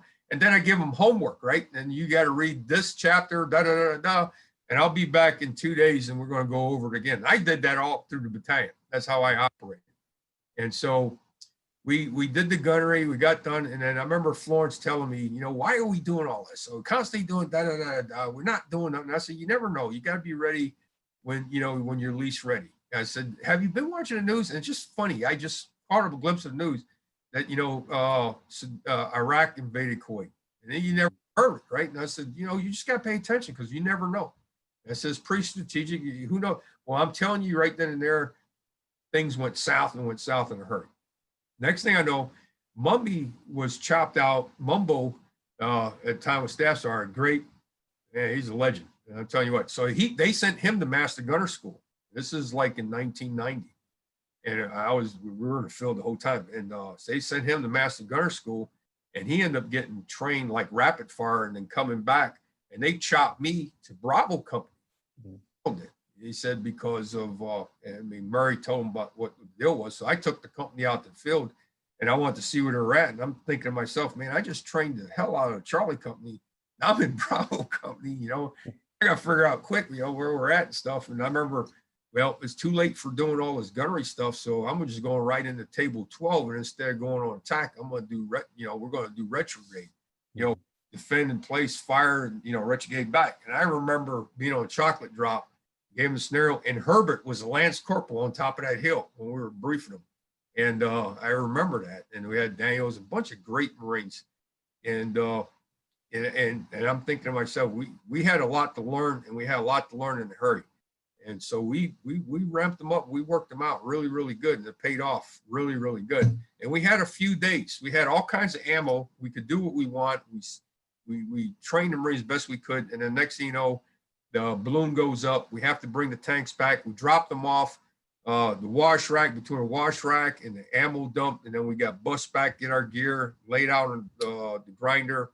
And then we got on a plane and we departed. And then like Frank said, somebody came in behind us to do a police call on all that ammo and everything. But now we're in country, and I remember going in country, and I'm still attached to Bravo Company at the time. And we get into, it was the middle of August, around the 15th or 16th. And we get in country, and they dumped us in these warehouses. The whole MIB was in this warehouses. And then they started bringing in 1st Marine Division. And so our area was, you lay out a little poncho and that was your area, and you sweep it out. It was dusty and nasty. And the porta johns they had, you know, it was like 10 porta johns per. It was just, I remember wearing a gas mask going in a porta john. That's how disgusting it was. But we would take one pair of socks we had. That's when I was introduced to bottled water. They had little bottles. And we'd take the water bottle, stick in the sock, wrap it up, take a string and dump it in the Persian Gulf there. And thinking in the next morning we had cool water. You could literally drink coffee and have like not scalding hot coffee, but hot coffee. And so we got the tanks off the MPS ships. And they were all full of cosmoline and everything else like that. And then I had to sink all these tanks. Now, mind you, we were not allowed to leave the pier. Right? The Marines were not allowed to leave the pier. We had to stay there. We had I guess we had like a LP, OPs or whatever out there, you know, just kind of protecting us a little bit. But basically the Prince at the time, and I got this from Major Callahan, the Prince at the time, and he got that from the officer that was in charge of it. They didn't want us, you know, taking a crap in their holy soil. So well, what do you expect us to do? He said he gave him some trash bags. So this is the story. Is how we got off the pier. So they defecated in all these trash bags. He brings one big trash bag to the Prince's desk and lays it on the desk and said, "All right, now what do you want me to do with it?" and he said, "Get the hell off my pier and get out in the desert." And that's what we did. And when we rolled out of there, man, it looked like we was loaded for bear. We had law rockets hanging off the tanks, mines, all that. But before that happened, we get they put us out in the desert, and then they moved us to this camp. It was this little camp, like a Ramaco camp. They gave each of the battalions got like one little cube or whatever, and we were in the field. And I remember Callahan coming to me. He says, "Hey, I need for you. We're going to build a range." I'm like, "All right, well, what?" You know, he said, "Go find the material." So basically, you had, and here comes Billy Florence again. You know, had to go confiscate a 5-ton truck. At the pier, we got a 5-ton truck. I remember pulling up the CBs. I see cheesecloth. I see, you know, wood and 2x4s, all this stuff. And I said, "Hey, we're from headquarters. We come here to get all this material. We're going to build a range." They just loaded us up with, you know, the saws, the wood, the cheesecloth, all of it, right? Nice. So to this Ramaco camp, and now I'm building it. Now, before we left, I had the wherewithal. Remember the long range zero? Mm-hmm. I around we were going to get, but I had the stencil cut out in cheesecloth back at 29 pounds, and I carried it over in a C-wrap box. So I had the Sabo round, I had the heat round, I had the HEP round, you know, I had the Willie Pete round, and every one of them has a different mathematical placement on the sights and whatnot. And so I was able to take that cheesecloth and with the plywood that we confiscated, you know, stencil it out, cut it out, and then I built all the targets, and I didn't stencil nothing because I didn't know what kind of ammo we're getting. Right. And so training ammo was a lot different than the service ammo. And so I remember Colonel Diggs talking to me, and I get the range set up, and Callahan said, "All right, here's your grid." He leaves us out there, and then he leaves us, and we're out there for days. And I got me in a working party. There's a thing as slick as snot. There's nothing but us. And we have so much ammo, pistols, you know, we're doing building target, a range, and you know, and we're performing our own security and whatnot. And so about 3 days later, here comes Callahan, and he's laughing and throwing water cans out the Humvee as he's driving by, and the chow and stuff. And I'm thinking, "Hey, this is screwed up." But what he did was he brought the battalion. And so we linked up with the battalion. I talked to Colonel, and I was able to, with those guys, link up with 1st Tank Battalion. And so we had 3rd Tank Battalion, and I remember talking to the Colonel, and he asked us what we want to do. I said, "Sir, we're getting ready to do what I think we're getting ready to do, and we need to zero what we're going to fight." And, well, I mean, there's some part of the desert out there glowing because we zeroed with Service Sabo. And so we pulled 3rd Tank Battalion up, and I pulled in all the master gunners because now I got me and Mummy. Mummy pulls out his tank, and I got all the other master gunners from 1st Tanks, and collectively, we didn't have the ammo to spare, so we literally had a master gunner on every tank. And one master, I remember Bang was controlling the range, and we get on the tank, and we go hop from tank, and we get this tank zeroed, and we go to the next tank. Not that we didn't trust the tank commanders, we want to make sure that everything was perfect, right? Because we couldn't play around. We had to get these tanks sighted in and zeroed, and we didn't have a lot of ammo to waste, and we didn't have time to waste. So once third tank got zeroed, they pulled out and they went to their battle position. First tanks rolled in, and we did exactly the same thing. So we were able to zero both tanks, battalions, and that was pretty good. Because and then we got from there. I got chopped back to third tanks, and then I'm in golf, and I'm riding around in a Humvee, and I'm like, man, this ain't good. But at the time, we had Staff Sergeant Villegas. He had a set of orders of recruiting duty, and they were still sending Marines back to do B billets. Wow. So I remember Dunlap, they want to leave me in Bravo coming out. I remember talking to Colonel Dunlap. I said, Colonel, I said, I said, Captain Dunlap at the time. I said, sir, I mean, I'm Charlie coming. I haven't been officially assigned to Bravo. I said, I'm a gunny. They almost gave me my choice where I wanted to go. I'm like, well, this isn't even normal. I remember talking to Captain Dunlap, and Captain Dunlap said, go get your gear and get back over here. And that was awesome. So I got back over there, and then I started talking. I said, sir, if Villegas is getting ready to leave here in about another few weeks, let me get in his tank. That would protect me from getting snagged up and put somewhere else. And so he's like, roger that. So the next day, that's how I became the platoon sergeant for 2nd Platoon, which worked out real well. So one of our mutual friends wrote in a question for you. And the question reads, what was the bet between Burnett and Big Top Graham that involved the Coca-Cola? So now Big Top Graham is in 1st Tank Battalion. Sergeant Burnett is in 1st Tank Battalion. I'm in 3rd Tank Battalion. But we would link up. They had a place called, they had like this vacation. It was a place where you can go unwind. So we're on a field every 3 days. We're moving at night. The battalion's moving at night. We're setting up our tents and whatnot. And then in the daytime, we had a stay in place under the caminet, and we did all our train operate at nighttime. So we wouldn't give our positions away. They didn't need to know where. And then they opened that Ramaco camp up, and we had that camp, and then they had that vacation, Camp 15 or something. And about every 10 days or so, a platoon would be authorized to go back to the rear and just kind of unwind, clean your skivvies, clean your socks, rehydrate, and then go for a day of R&R at this Camp 15, and then come back. And I remember running into Big Top. Everybody knew Top Graham. I mean, Top Graham's, he's a legend. He trained me. He trained generations of Marines. Vietnam veteran tank commander in Vietnam. And he's got a good story there of how he became the tank commander. But so a lot of respect. And then Big Burnett, Sergeant Burnett, this guy was from Arkansas. He was probably about 6'4", 6'5". He became sergeant major, retired. And he was just a big man. And so we pushed forward, and now we're getting ready to take off Task Force Ripper. And then Burnett and Graham is sitting there before. They were Task Force Papa Bear. And then Burnett and Graham is sitting there, and Big Top's, telling me the story. He says, they made a bet. And they said, who's going to get the first confirmed kill? And so Burnett's like, he's a tank commander. Oh, Top, I'll take you up on that. Now, Big Top Graham, instead of riding a Humvee, he rode on the 88 because it had the 50, and he figured, hey, if my tanks go down, I need to be on the 88, help him get it. Oh, and to me, it was a perfect spot.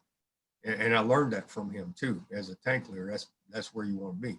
And so they made a bet, and he says, all right, well, it's not kind of fair, because you got the main gun, and all I got's a 50 caliber. We gotta refine the bet. He said, all right, well, Top, what do you want? He said, let's make the first confirmed kill with your bare hands. And he said, all right, Top. So, they pushed forward, we pushed forward. We hit the first minefield, nothing. Second minefield, that's where it got interesting. I mean, we're laying down some lead. They're putting up a lot of resistance. I thought they were supposed to be wiped out. They weren't wiped out. They were there. They were waiting. And so Big Burnett, he pulls up, and he's got this bet. And the bet was not for stake there or anything. I said, well, what do you want to bet? So I'll bet a Coke Classic. So it's, I'll take you up on it. So it's the Coke Classic. So he pulls up and he hits this trench line, and Burnett literally stops his tank on a trench line. Now, this tank's like 11, 12 feet up in the air. Burnett's 6'4". He crawls out of cupola. He looks down a trench. It's just full of Iraqis. he pulls out his K-bar and he dives in from the cupola into the trench. Huh. And they all surrendered. Wow. They all surrendered. So, you know, he's pissed off, right? And so Colonel Kephart just happens to be right there. And he says that's the bravest thing he ever saw. They collect the POWs, they go scurrying them off. Burnett's madder than hell. He crawls back on his back and he goes, you know. And so, you know, so when they get to the airport down the road, the deal was is that they end up taking his NBC suit, you know, that's what we were wearing, and they collected it up and then supposedly went to the museum. So, you know, if his suit's in a museum, it's because of a Coke classic. Wow. Wow. That's incredible.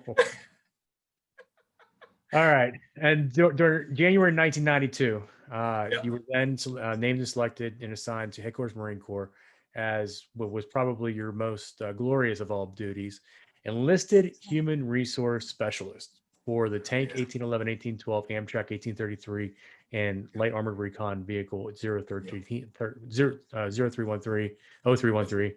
and NBC 5711. Occupational specialties, over 6,000 personal and 235 commands. Yeah. So during this time, you were downsizing, but educational, and this is also where you were promoted to Master Sergeant. So after all that combat experience and everything else you worked, you got stuck in HR. So how did you get stuck in HR working for all the armor? That is, you know, this is a story too. And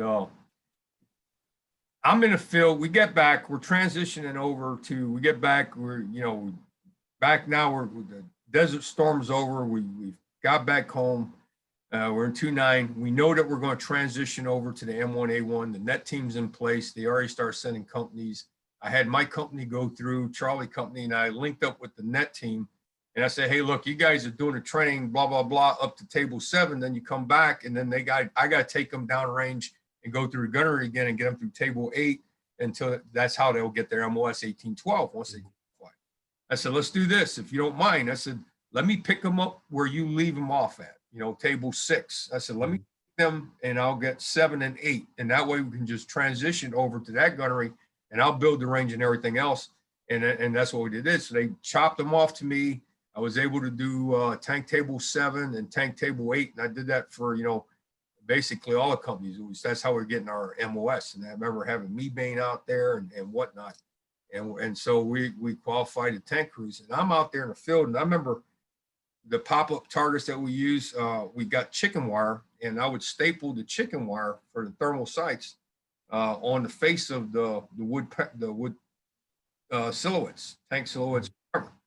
And then you get a buttload of charcoal by pallets in 20 mic cans, chop holes in them, dump the charcoal in there. And at nighttime, I would set all the charcoal on fire, you know, and that way there's a coal. And then the target was laying on top of the coal. So the chicken wire was heating up. So when it popped up, you know, the thermal was right.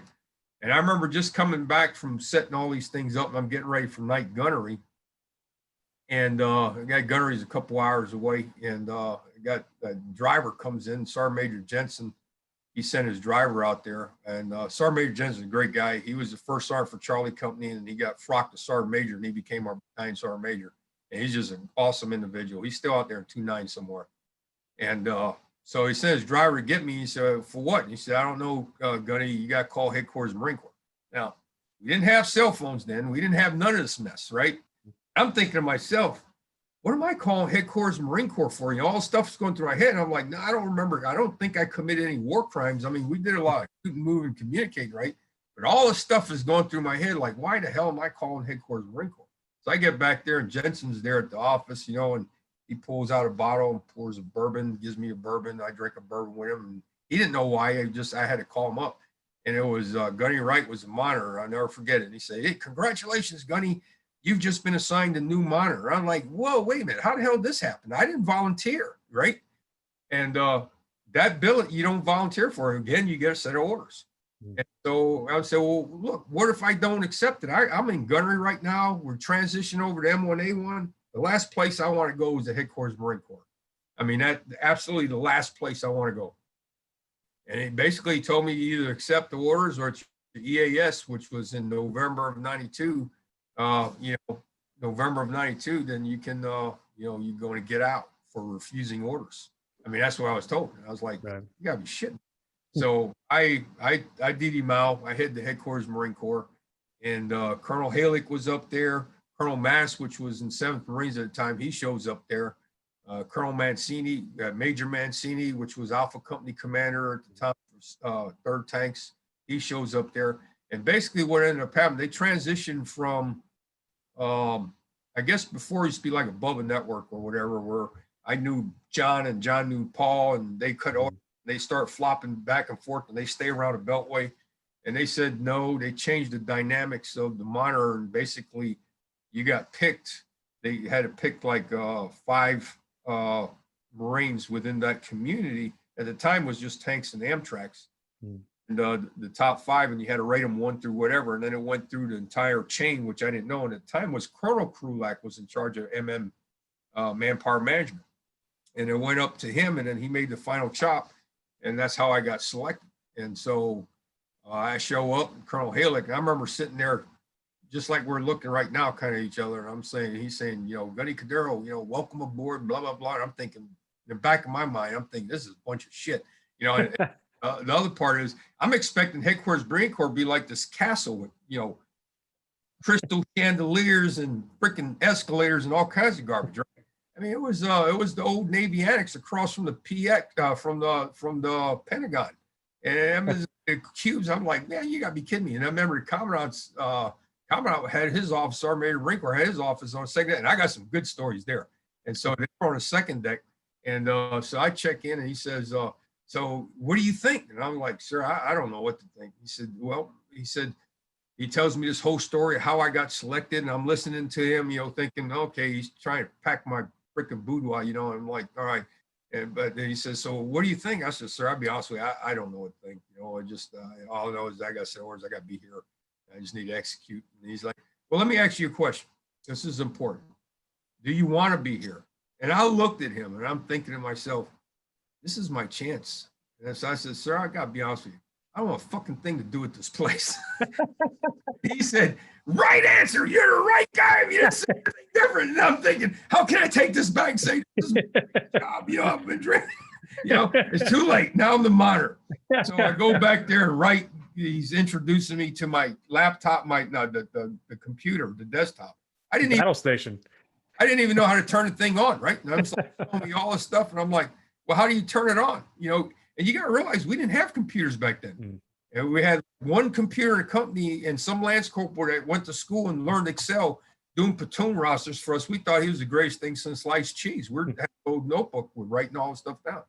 So I had my green monster, and I literally had to draw pictures, schematics, where's the buttons at, you know, and how to turn it on. And I had to learn, in a hurry, you know, how to get into, the system, how to cut orders, how to do this, how to do that, where's your seal, you know, all this stuff.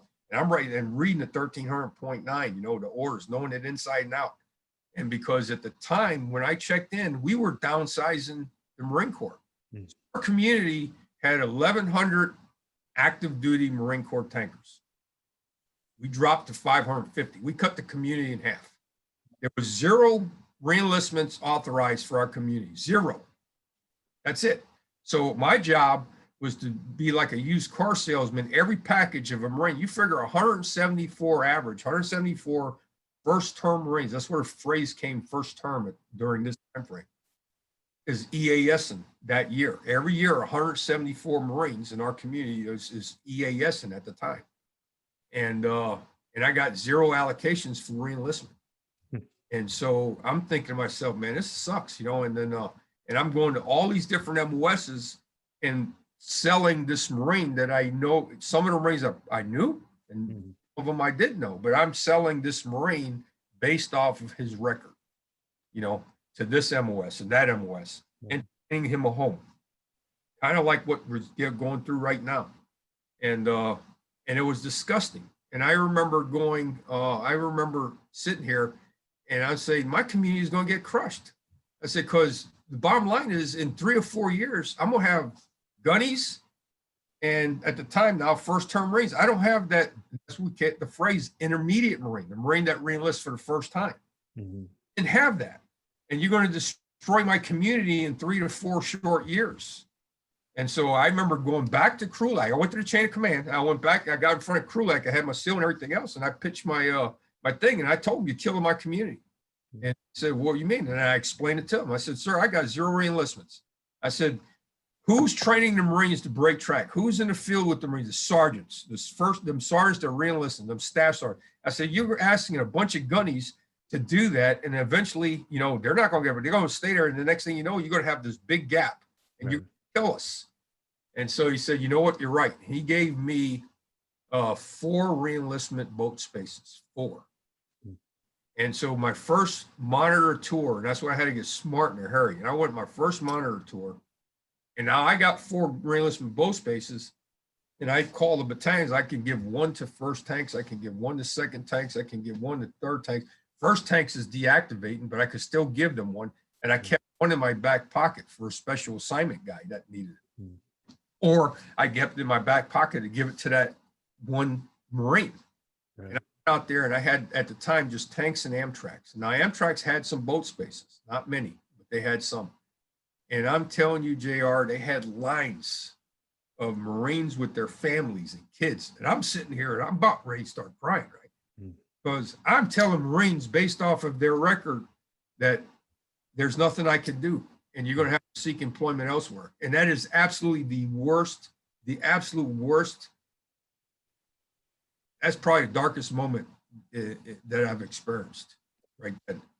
And I remember we went to Toro, and Colonel Yulee was the MMEA, and he had his alma maters, and he got his drinks and whatnot, and then Major Page, and I remember telling them that this is a bunch of bullshit. And I said, "Who the hell am I to decide the fate of these Marines?" I said, "You know, I should be able to give that boat space to the battalion and let the battalion make that decision.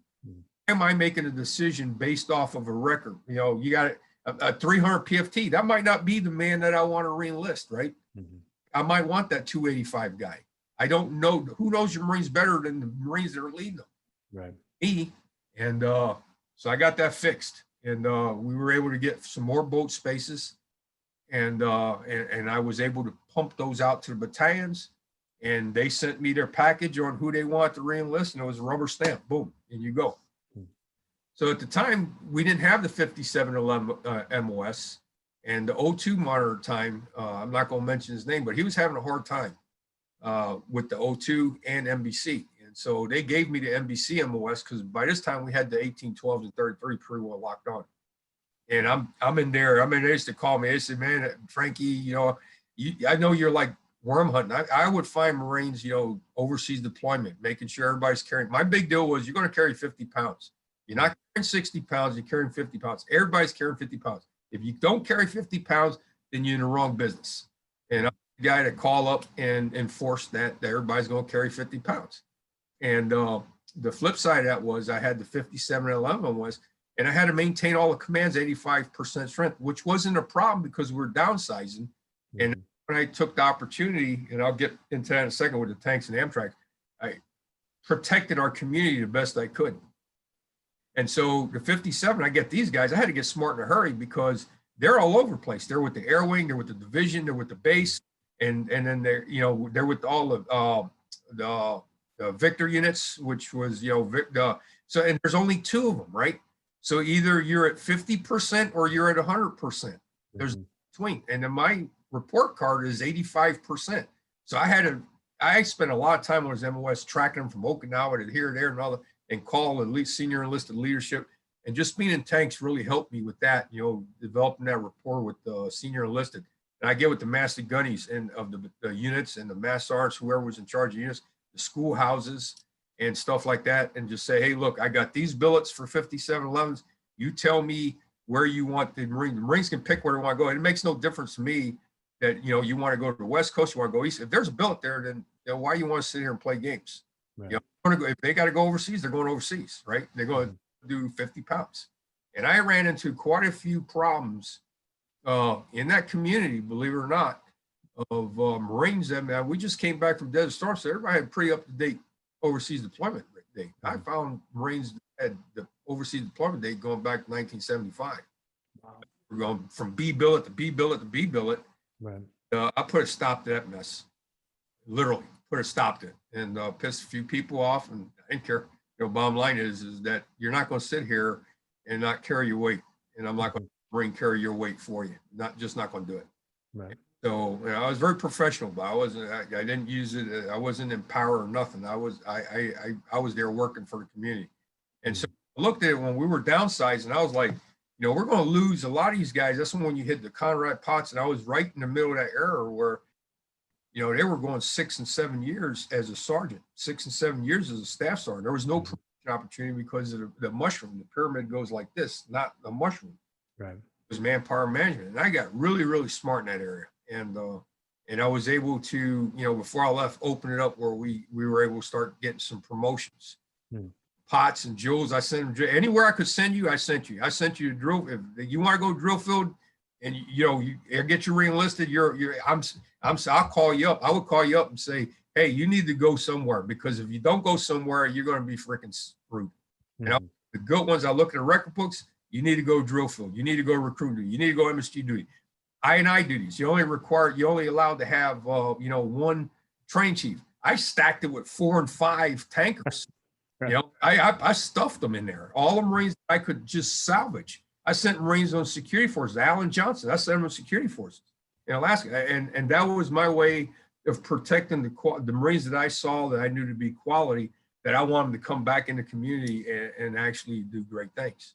So it was darkest time, but it turned out to be a blessing. I think that personally, I was at the time, that's right where I was supposed to be, And then we end up getting 0313 MOS. And my last year there, I had this thing nailed down where I go PT every day at lunchtime, and I come back, my unit's squared away. I mean, I'm at 90, 95%. Marines are going here, Marines are getting re-enlisted. Life is good, right? And we're starting to see some daylight. And I remember it was Captain Major Dean. He was the guy at the time. So now, by this time, Colonel Krulak, I was there for Colonel Krulak's promotion, believe it or not, to Brigadier General. I was there. Next thing I know, he's a 2-star general.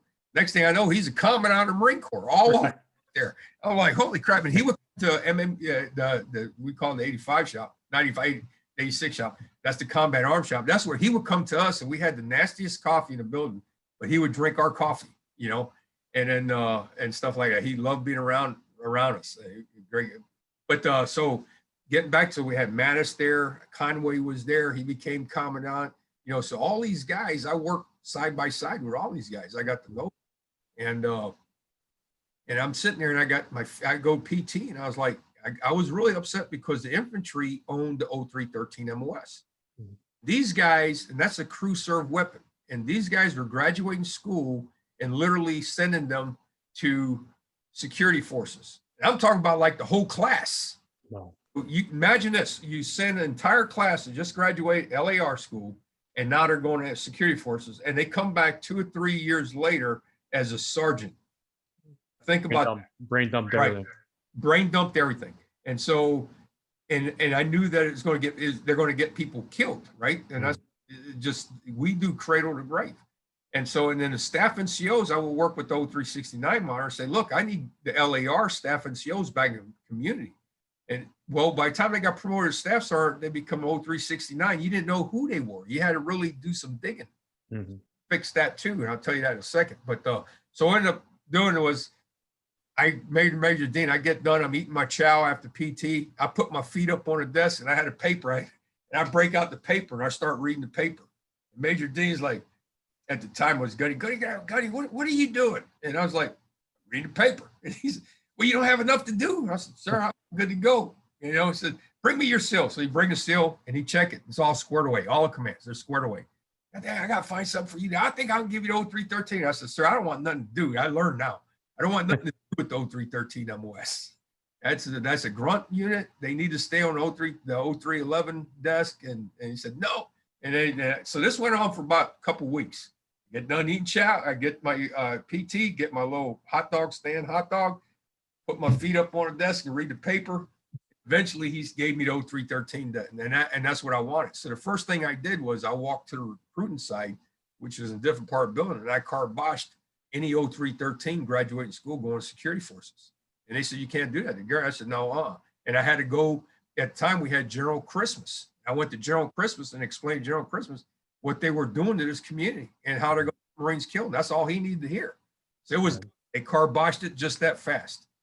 So we got that scored away. The second part was I needed to get the 69s back, 0369s back in the community. So I couldn't give them their MOS. Now they have their own MOS. Nabby was part of that, but we couldn't give them their own MOS because of the promotion tree.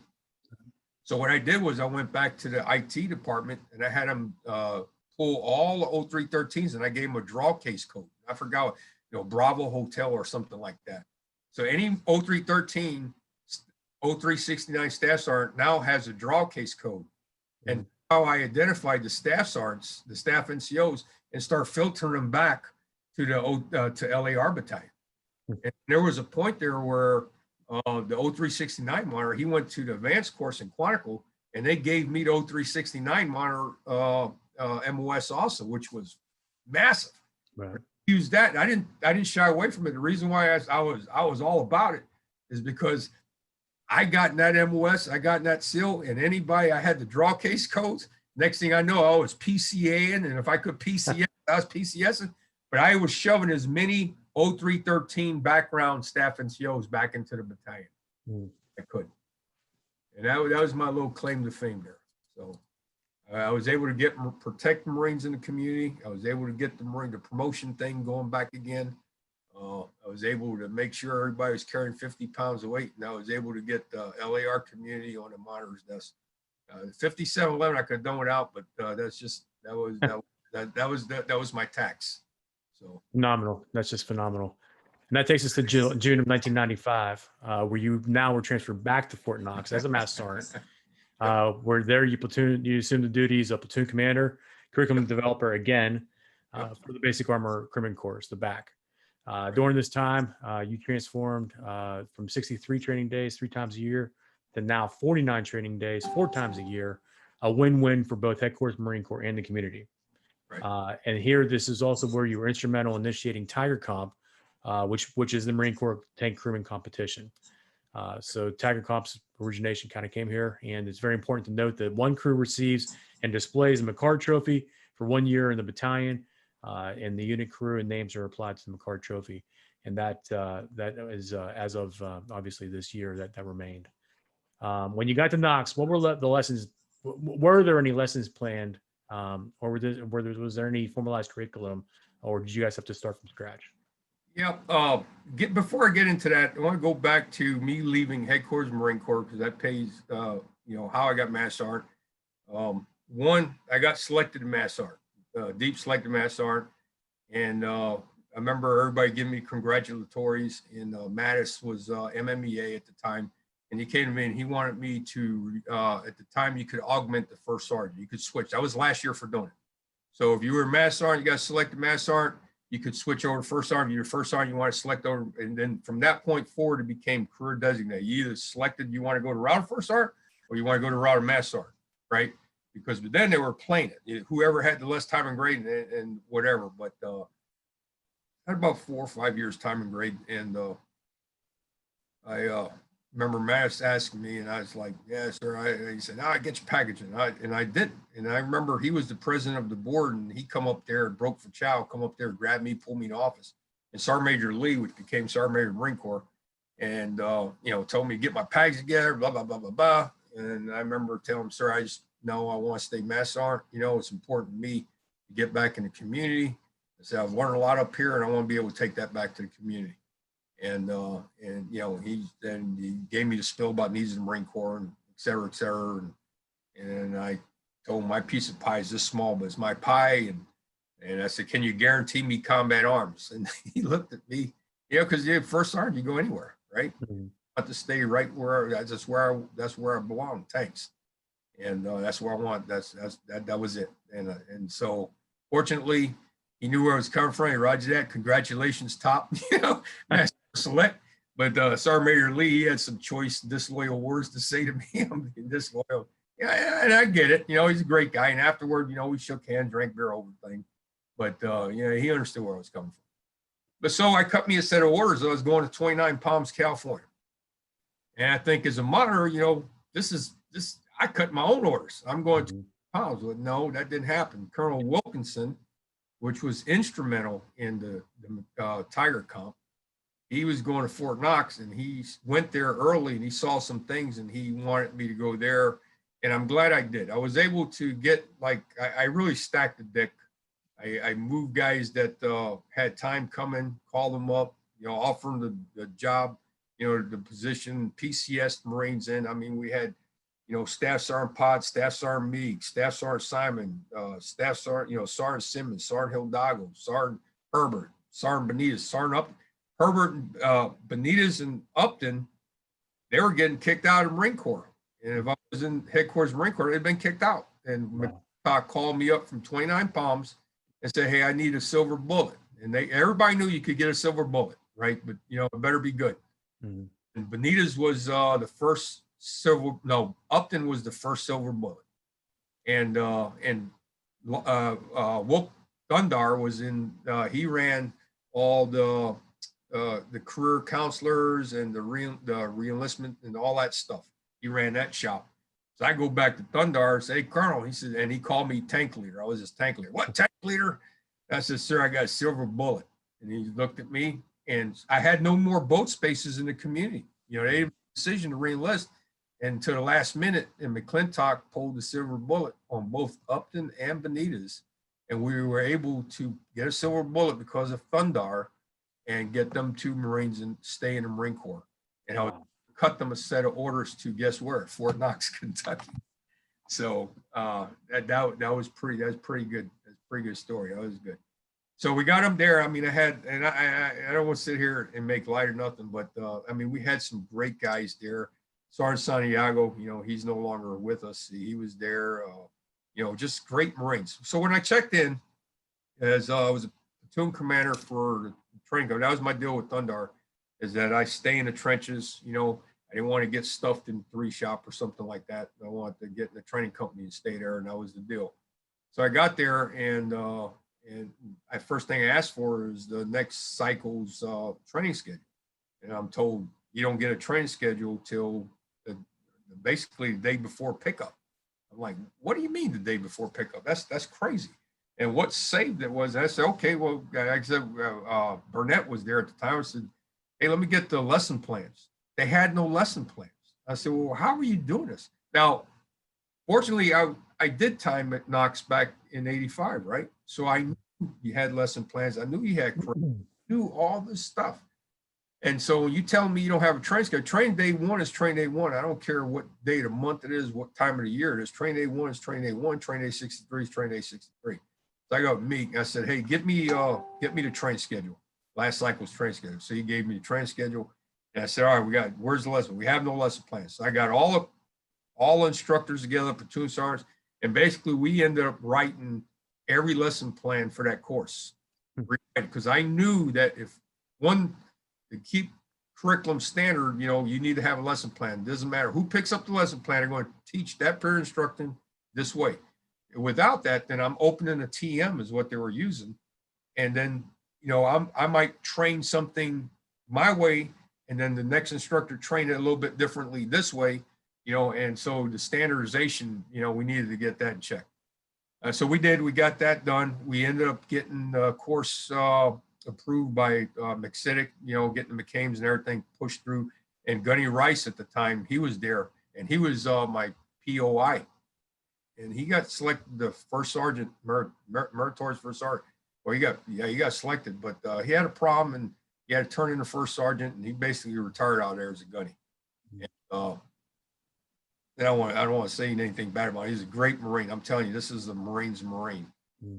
But he had a problem, and it needed to get corrected. And I'm glad that I was there to help get that squared away. But anyway, so we got that done, and we moved forward 63 training days. And then I was able to take my knowledge that I learned at Headquarters Marine Corps, and I was like, look, these guys still got to go to the career course. These guys still got to go to the, you know, sergeant or staff sergeant academies. We still need to get, and we were dropped out of ANOC, and BNOC, which was like, are you crazy? They pulled us out because the first month of that Common Core stuff, the Marine Corps said, we'll waste that time, and the community bought into this thing and dropped it. And I knew that that was critical, right? So it was Hidalgo. I used to, Hidalgo, I had Hidalgo and Upton. I had them to validate this course. So I put them through ANOC. And how I did that was I looked at the instructors, I looked at the tank crews, I looked at the platoons, I looked at what we had to do. And I said, okay, we're here for 3 years. We know we're here for 3 years. So in this 3-year span, you tell me you're going to the academy that you need to go to, and I got them all together, and you're going to do ANOC, and you're going to go to Master Gunner School. And they're like I had a peace pipe or something. And I said, no, got it all lined up. I had all instructors there, and I had all the courses in Dangerfield. Fortunately for us, we had Gunny Dangerfield was he was the instructor at the Master Gunner School. So coordinate with him, and having that relationship that we had, and he was able to give me the dates and everything else. And then we were able to take every one of our Marines that was there on Fort Knox at no cost to the Marine Corps. We just fapped them over to ANOC and Master Gunner School. And then, so, everybody knew in January, between January and March, I'm over here. And then what that meant was the instructors that were not in class had to pick up the weight, and they were all about it, right? Because they knew that their turn was going to come. And so instead of having a 4-man crew, they're going to have a 5 or 6-man crew. Mm-hmm. And so we were able to do all that. And that's how we ended up with so many Master Gunners coming out of there during that time frame. Mm-hmm. And that was really good. So and then I caught wind that Headquarters Marine Corps was looking at all the schoolhouses going virtual training. Now, try and imagine a tank virtually being trained. Yeah. Impossible. I'm like, this is nonsense. What are you guys thinking? Okay, I'd say I get maybe AFVID, maybe ammo recognition, things like that. But you can't load a main gun round with a mouse, the click of a mouse. You can't disassemble a 50 caliber machine gun by clicking a mouse. You just can't do that. It's a crew serve weapon. You can't break track by clicking a mouse. But sure enough, we had I called this thing. So I got the crew together. I said, look, this is happening. It's all about money. Beans. I said, they want to cut training days. That shows that they're saving money. I said, let's look at our curriculum, get this shaved down as much as we can. And so we did, and we got rid of all. At the time, we had 3 platoons. So one platoon was always doing platoon sergeant times, what we call it, which we were doing review, wall lock, PT, any kind of training, while the other platoon was in class and the other platoon was on the tanks. So basically what we did was we got rid of that platoon, that 3rd platoon, and kept 2 platoons. We shaved it from 63 training days to about 48, 49 training days. And we didn't lose no curriculum.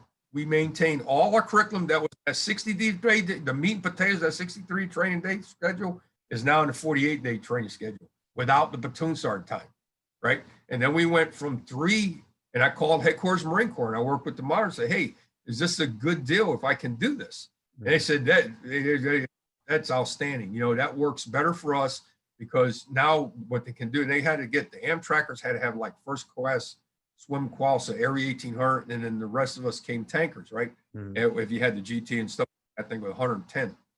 And he said, that works a lot better for us, because now I don't have to send you 100 submarines. I can just send you, I can send you 40 Marines or whatever. And so guess what? We didn't lose the manpower requirement for the annual manpower requirement, 180 Marines. We just broke that down into 4 courses. Right. And then the fleet loved the idea. We broach it to the fleet. Yeah, because now I'm getting Marines earlier, right? Mm-hmm. And that's always so it was a win-win-win. And then we ended up going to Quantico, Virginia, and they learned quickly the passion of tankers in our community and how protective we were of it, and that was the takeaways. I've never met more passionate people in my life. But we said, look, we've already done everything you're suggesting to do. And we did this and this, and they couldn't say nothing. Everything they wanted to do, we did. Now, the one thing they wanted to do, they wanted to do virtual, and I just said, you can't do that. And how I was able to sell, I said, let me ask you a question. And there was somebody there, very smart people that works at Quantico. I'm telling you, these guys and ladies are brilliant, right? And I said, let me ask you, it was a lady. I said, what do you got in front of you? It's just a laptop. I said, can you tell me about that laptop? And they were spewing off, what kind of this and data and, you know, all this hard drive and all this nonsense. And I'm looking at him going, yeah. I said, okay, when I want to know about computers, I ask you. When you want to know about tanks, you ask me. Till then, you just be quiet, exactly what the hell I tell you. And so that's how we carboshed that whole mess. And it worked out very, very well. And it was a great time. And we had the McCarr Trophy. We were doing the TOAGs and whatnot. And it came up Thundar. That was his brainchild. He wanted to do this thing. And I tell you, it took off. I mean, that was something that, you know, we had, even Headquarters Marine Corps knew about it. You know, they had the crews going to the evening parade to be recognized. The, you know, the Tiger Comp #1 tank crew in the Marine Corps. Wow. And so it was a big deal, you know, TAD, the tanks and everything else. We had the tanks there and we were able to set it up and get it going. And then 8th Tank Battalion ended up taking it over, you know, as the operations of Tiger Comp. They took it over. And then when I went to 8 tanks, you know, I just fell right into that there too. And that takes us to October of 1998, where now Master Gunnery Sergeant Cordero was transferred to 8th Tank in Rochester, New York, where you served as the battalion operations, Master Gunner, training chief. And it's here that you initiated an extensive training syllabus because 8th Tanks was integrated with 2nd Tanks for battalion ops. And by initiating this extensive gunnery training program, the battalion quickly started qualifying every tank crew within the battalion and initiated advanced gunnery qualifications every year, tables 1 through 12, and using extended drill periods and AT. So this is really kind of where the reserve gunnery program that was used up until this year kind of came to be, because 8th Tank Battalion then won the Smith Award 3 years in a row for the best combat support battalion within 4th Marine Division. So the notes here say that this was your greatest accomplishment. And by getting 4th Marine Res and MarDiv, and specifically General Odell, to adopt the active reserve Marines with their peers. Prior to that, no active reserve tanker could be promoted since it was not considered a reserve career MOS. So this really kind of revamped, you know, the reserve tanker. So what notes do you have here? I do. So when I got selected out of Fort Knox, Master Gunny, and it was bittersweet, you know, getting selected and whatnot, getting promoted and getting sent to 8th Tank Battalion, because the Marine that I'm replacing is the legend, you know, Master Gunny Graham, Big Top Graham. And I'm telling you, he is instrumental in the leadership of so many Marines. It's just, it's unbelievable. And it was a good, you know, it was bittersweet, but at the same time, he felt good about retiring because I was the guy coming in to replace him and he knew me. But there's a story. So prior to me going to their transition from Fort Knox to Rochester, Colonel Flanagan was the I&I, and he had Colonel Flanagan pay for my TAD to go to Kansas City. They had a big ammo conference. Since I was coming to 8 tanks anyway, it made sense. And so Big Top Graham, he drove from Rochester, never flew. He hated flying, right? And but he'd drive everywhere. And his deal was, you know, one, he could lift the house. He's broke every record. He's literally the Genesis Book of World Records for powerlifting in his age group. He owns the records. At this age, he's still benching, like he's about 70 years old. And he's still benching about 400 pounds, you know, and it's this guy's amazing. So he picks me up, and this is my first TAD trip with him. And we're going to Kansas to his ammo conference. And I'm at the same time, he's telling me about 8 Tank Battalion, the nuances, the intricacies, and I'm learning about, you know, the reserve battalion and whatnot. And so I'm riding with him. But my deal was, you know, he had big thick glasses, right? And this is a big man. And at the time I was pretty stout, you know, lifting and stuff like that. And I'm riding with him, and he's driving 90 miles an hour going down the highway, and he's riding somebody's bumper by about maybe 2 feet. And I'm like white knuckling it over here, like, Top, you want me to drive? No, I got it, you know. And then that car would peel off, and then he'd go get the next guy. Well, the reason for that was to come find out that he was legally blind. Wow. And he didn't know he was legally blind till he got his retirement physical, and the doctor told me he wasn't retiring, he'd retire him. So wow. He had laser eye surgery, and he calls me up and says, "Man, I can see. He had to buy a big TV so he can watch." He was all about football. everything leadership related, correlated to football. Mm. And he was watching TV. So he said, "No, I can see it." I'm sitting here going, man, no wonder. I mean, but so, you know, I got some really good stories with him. I don't want to get too far off the path, but we'd stop. Our order of march was, this man would eat a Cracker Barrel breakfast every morning, Burger King every day at lunch, and then Texas Roadhouse every night. And when we wake up in the morning, there's a Gold's Gym. He had it all pre-plotted. Wow. I remember working out with him the first night. We were on the road, and we said, he'll sit there and he said, "I'm hungry." And his hands started doing like this. He started, "Hungry?" And I go, "Yeah, Top." And he go, "Burger King?" "Yeah, Top." Burger King. Then, you know, even in time we get to the hotel and hungry, Texas Roadhouse. Then we stay at the hotel, and the next morning, say, "I'm going to pay tribute to Squat God tomorrow, 04:30. I'm like, "Yeah, roger that." We wake up, we go to Gold's Gym. He destroyed me. I mean, absolutely destroyed me. So the next morning, he goes to wake me up. I couldn't even get out of rack. I'm low crawling out of rack. I couldn't move. And he's looking at, I'm literally on the ground. I'm opening the hatch. I'm looking up at him. He's like, "You ready?" You get on your feet. So now we're doing benches this day. So then once again, Cracker Barrel. Hungry? Burger King. Hungry? About 3 or 4 days of this mess. I'm like, "Top, come on, we got to mix this." I mean, he looked at me like I had a freaking horn growing out of my head. You know, "What do you mean? Let's stop at Taco Bell. Let's mix it up." Oh my God. So what a story. But then, so I get the 8 tanks, and then, you know, he retires. I got this training syllabus that, you know, basically they just got done with, we're getting ready to go into AT. And we got ammo. We're going to Fort Knox, and I had to get stuff in a hurry.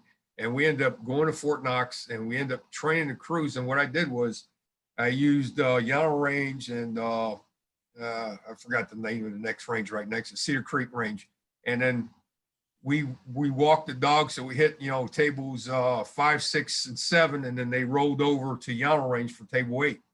And as long as I had ammo, these guys were qualifying. Now, not everybody qualified Q1, but qualified Q2, Q3. But this is the first time that the reserve battalion had every single crew qualified, and that was a big deal, right? And I didn't nothing of it, but that was a big deal, and it got a lot of recognition at the division level. And our sorts, of course, was happy. And me and Colonel Flanagan, I remember going TAD with Colonel Flanagan. This guy taught me so much about being a master gunny in operations. I mean, we would literally go TAD in a car, and he's sitting there as a passenger, and I'm driving, and he's got his grease pencils, and we're actually doing concept of ops driving down the road, and and he's teaching me the whole thing with Colonel Flanagan, Pat Flanagan. It was educational. It was always teaching, you know, how you do this, how you do that, because my job was to train the staff, right? So I had the 3, the 2, the 4. I had to make sure everybody was in sync. I remember the first drill I checked in there on where I had them myself, and I checked in, and these guys, I'm looking in the shop for, okay, this is where they're supposed to be, but they're where they're. I mean, I've been down in formation. I talked to Marines, talked to Morty, just the headquarters folks and whatnot, and, you know, just getting around, meeting the Marines and whatnot. And I go to second deck, and that's where the ops was supposed to be, and they're nowhere to be found. And I go downstairs, and I'm looking for them again, and I go, "Colonel," I said, "Colonel, where's all these guys at?" And he said, "Well, Top, they're supposed to be here, you know." And I said, "Man, well, Master Guns, you were just supposed to be here, you know." And I was like, "All right, well, let me go find them." So I literally, we were in Rochester, and it was on Paul's Road. So half the building belonged to the Marine Corps, the other half belonged to the Navy. These guys were tucked away in some Navy office, and I'm going to Navy, and I heard, like, you know, and I zeroed right in on it, and I opened the hatch, and they looked at me like, you know, I just caught them with a hand in a cookie jar. I said, "What are we doing here?" You know, and he's like, "Oh, we're planning the op for 18. I'm like, "Okay, where's your notes? Where's your white?" You know, all the standard questions. I say, "Everybody get up," and I put them back in the office. I ended up putting my office right in front of their office, where I sit there and looked at them. They couldn't escape, you know. My job was to train them and make sure that we were doing the right thing and preparing for what we had to get done. So we qualified all tank crews, and then the following year, I was like, you know, talking to Colonel, I said, "Colonel, you know, we're integrating with 2nd Tank Battalion. which was the best thing to do because we would augment a tank battalion. Their job, just like 4 tanks, was to augment first tanks, and then 8 tanks was to augment second tanks. Mhm. You couldn't do that if you weren't integrated. We weren't trained together. So we would do a lot of toots and go down and integrate with second tank battalion on a weekend. And Colonel Callahan was the CO at the time. So he was all about this, and he was also on I duty. I mean, this guy freaking outstanding. And so we were getting there, and we literally would do battalion toots, come back, recock it, critique it, do it again, over and over and over again. And that's how we would integrate with him.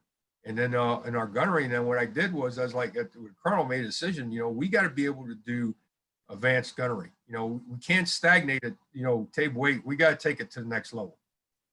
How are we going to do it? So I got with train chiefs and we talked about it, and we said, there's a way to do it. And I said, all right, so what we did was hold a train chief conference. So I brought all the train chiefs from, I had, Tallahassee, I had Kreiner and Thomas down there. I had Cole Clazier down in Delta Company, and then I ended up getting him replaced. And then I got, I got Al Johnson. He was in Bravo Company, and then I had Meade in Fort Knox. And then what I did on top of that was I brought all the reserve tank leaders and some key players, reserves, and we had what we call the train chief conference. I had the reserve, operations chief. I was integrated with an 8 tank, so I was their battalion ops. But I had the logistics guy, I remember, and I would integrate us all together, and we came up with a concept of ops on how we're going to go about doing advanced gunnery. And I briefed it to the TOAC too. They said I remember him telling me, one of the colonels said, "Good luck with that," And what we did was we did 8 drillers. All the companies did 8 drillers, and we qualified all our table weights during the course of the year, right? So instead of going and doing this, that, and another, we did a table weight. So each company did an 8 driller, and we were able to accomplish our basic gunnery and get all the crews qualified table weight. Then we went out to AT, and we had them for 2 weeks, and that's where we implemented advanced gunnery, 9 through 12. And then, so we did that first year. We got them all qualified. Never been done in a reserve battalion before, ever. And came back, briefed it. Everybody's pretty stoked. And I said, but the thing is, and we still had to supplement. One company had to go do CACs, right? So what we did was we said, we can't sustain this concept of ops with the reserve units. We just can't do that. It's not healthy to begin with. So what we did was we revamped it though. The company that went on CACs, they did the 8 driller and qualified table 8. And then they would go to 8, while they're on CACs, they would accomplish tables 10, 9, 10, 11, and 12. And then the rest of the battalion, we would get them trained all the way through table 6. And then when we get them at AT, we do 7, 8, and then 9 and 10. And so that way we kept the momentum. So every 4 years, one company is doing, all the tables, but everybody's going to go at least through section gunnery, not platoon gunnery, so we could do advanced gunnery. And that paid big time when we actually end up integrating them and when we move forward with second tank battalion. These guys are pretty good training wise. They're outstanding. And then that paid dividends for you personally because you went back to second tanks and now you were integrated with 8 tanks and you continued that same battle rhythm. Absolutely. Which takes us up to January 2003. Yep. We're now second tank battalion deployed to Kuwait in participation in Operation Enduring Freedom. Here you were assigned the 1st Marines, 5th Marine Task Force Grizzly, and conducted combat operations in support of Operation Iraqi Freedom. That is correct. So I want to regress just a little bit, JR, if you don't mind. Sure. Talk about that promotion piece. Okay. All right. So we had the reserve units, and unfortunately now we don't have them because of this man, but there's other units out there that they have reaped the benefits of this, right? Okay.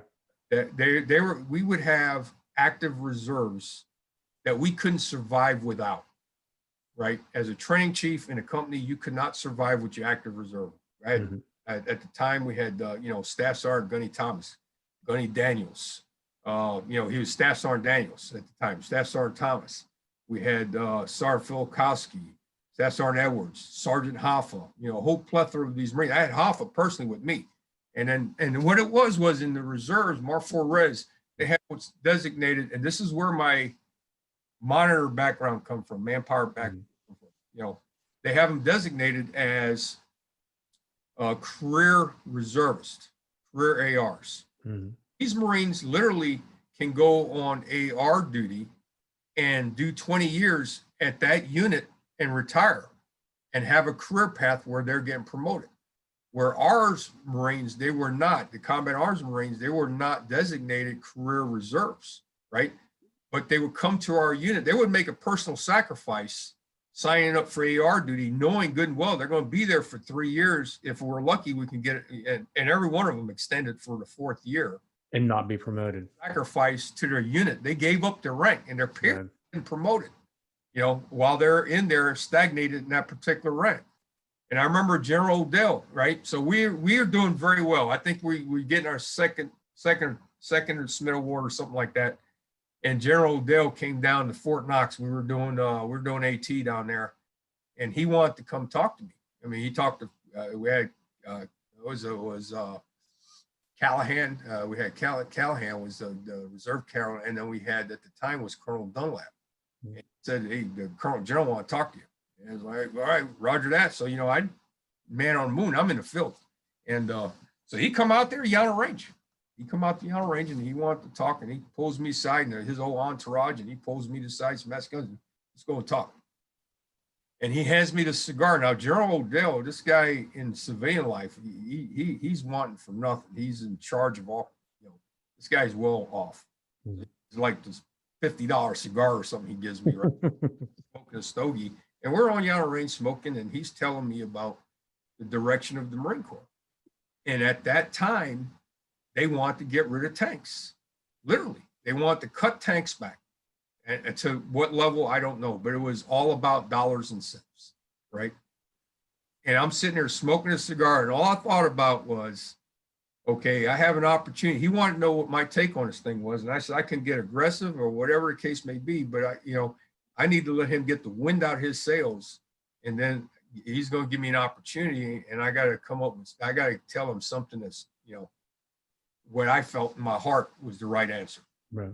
We're smoking a cigar, and I'm telling you, it's like a weight of the world on his shoulders, right? And I'm sitting there, and he gets done. He tells me about what the plan is, and blah blah blah blah blah, and what do I think about it? So, what do you think about this? I said, well, General, I'll be honest with you. I said, the honest God truth is, you know, if you want to save money, yeah, the first thing to do in a combat division is get rid of tanks. I mean, we're the biggest footprint. We cost you the most money, et cetera, et cetera. I said, from a beam counter perspective, it makes sense.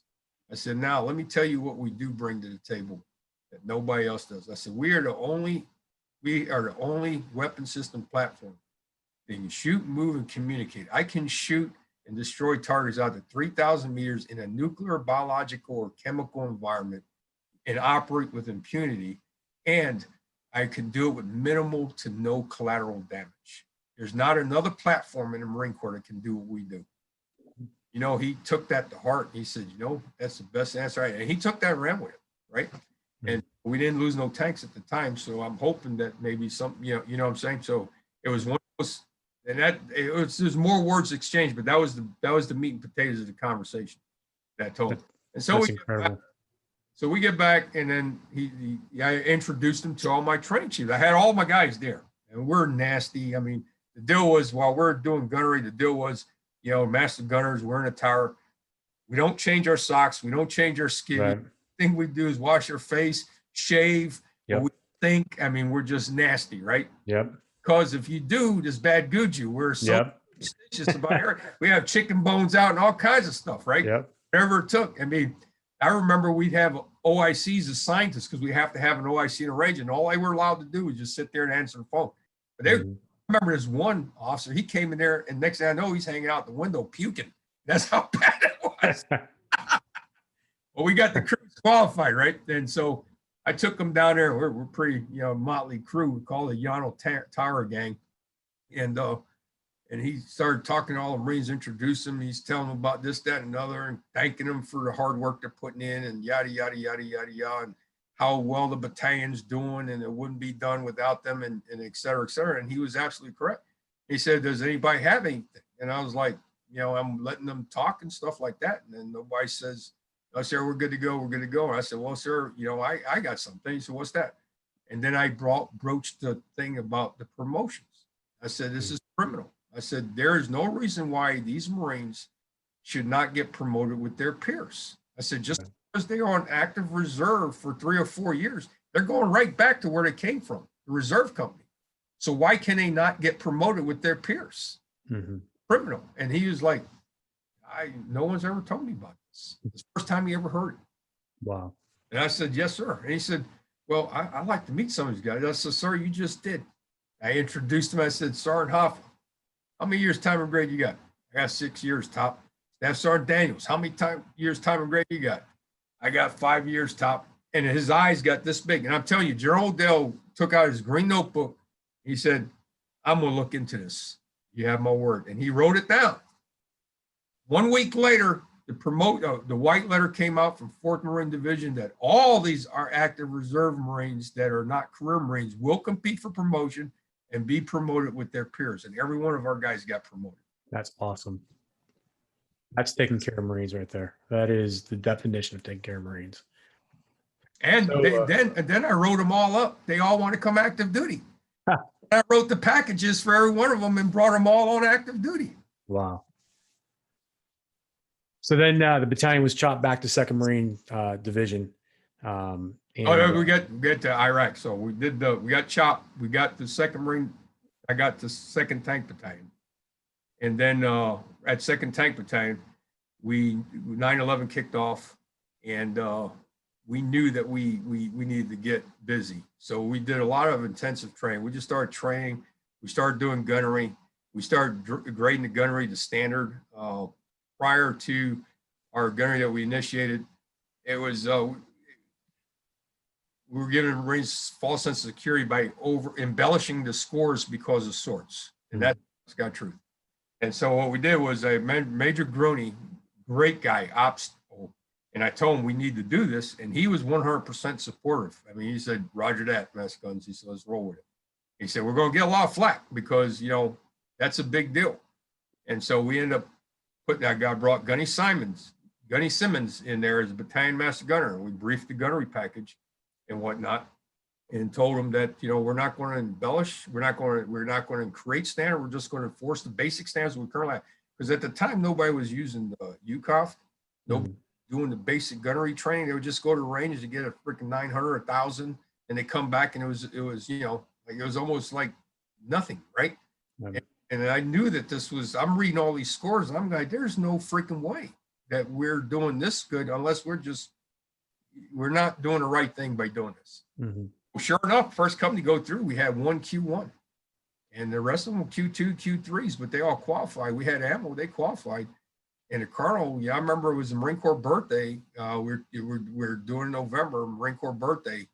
And he's talking to me, and me and him had a one-on-one conversation, Colonel O, and we went in the foreshop, sitting on the couch, and he's telling me about what he's thinking. I'm telling him about what I'm thinking, and and the stuff is that at the end of the conversation, he trusted me to roll with what we needed to roll with, and because I told him, I said, "Sir, we need, we weren't doing gunnery where our wingman wasn't sensing rounds," and that was my biggest kicker was, wait a minute, you're going to fight. You need to train the way you're going to fight. Your wing makes sense for you. He has to. And if he's got to pop around in it. And that way, by that time, aspiration's clear and you can turn 200 if you miss or whatever. It's the way it's got to be done. And he let me roll with it. And sure enough, he was the last crew to go through. And he came back and he said, that's the best gunnery he's ever run. And don't change nothing. He said, you got the whole company. Everybody was like, they're getting ready to get chewed out. They didn't get chewed out. They said, this is your alibi. This is where we're at. This is where we need to go. And we need to start the basics. And that's what it took to get us where we needed to go. Push the reset button. At the same time, we started doing COC training, where I had the COCs and then I had the COM and this, that, and other, and I would get LZ, whatever.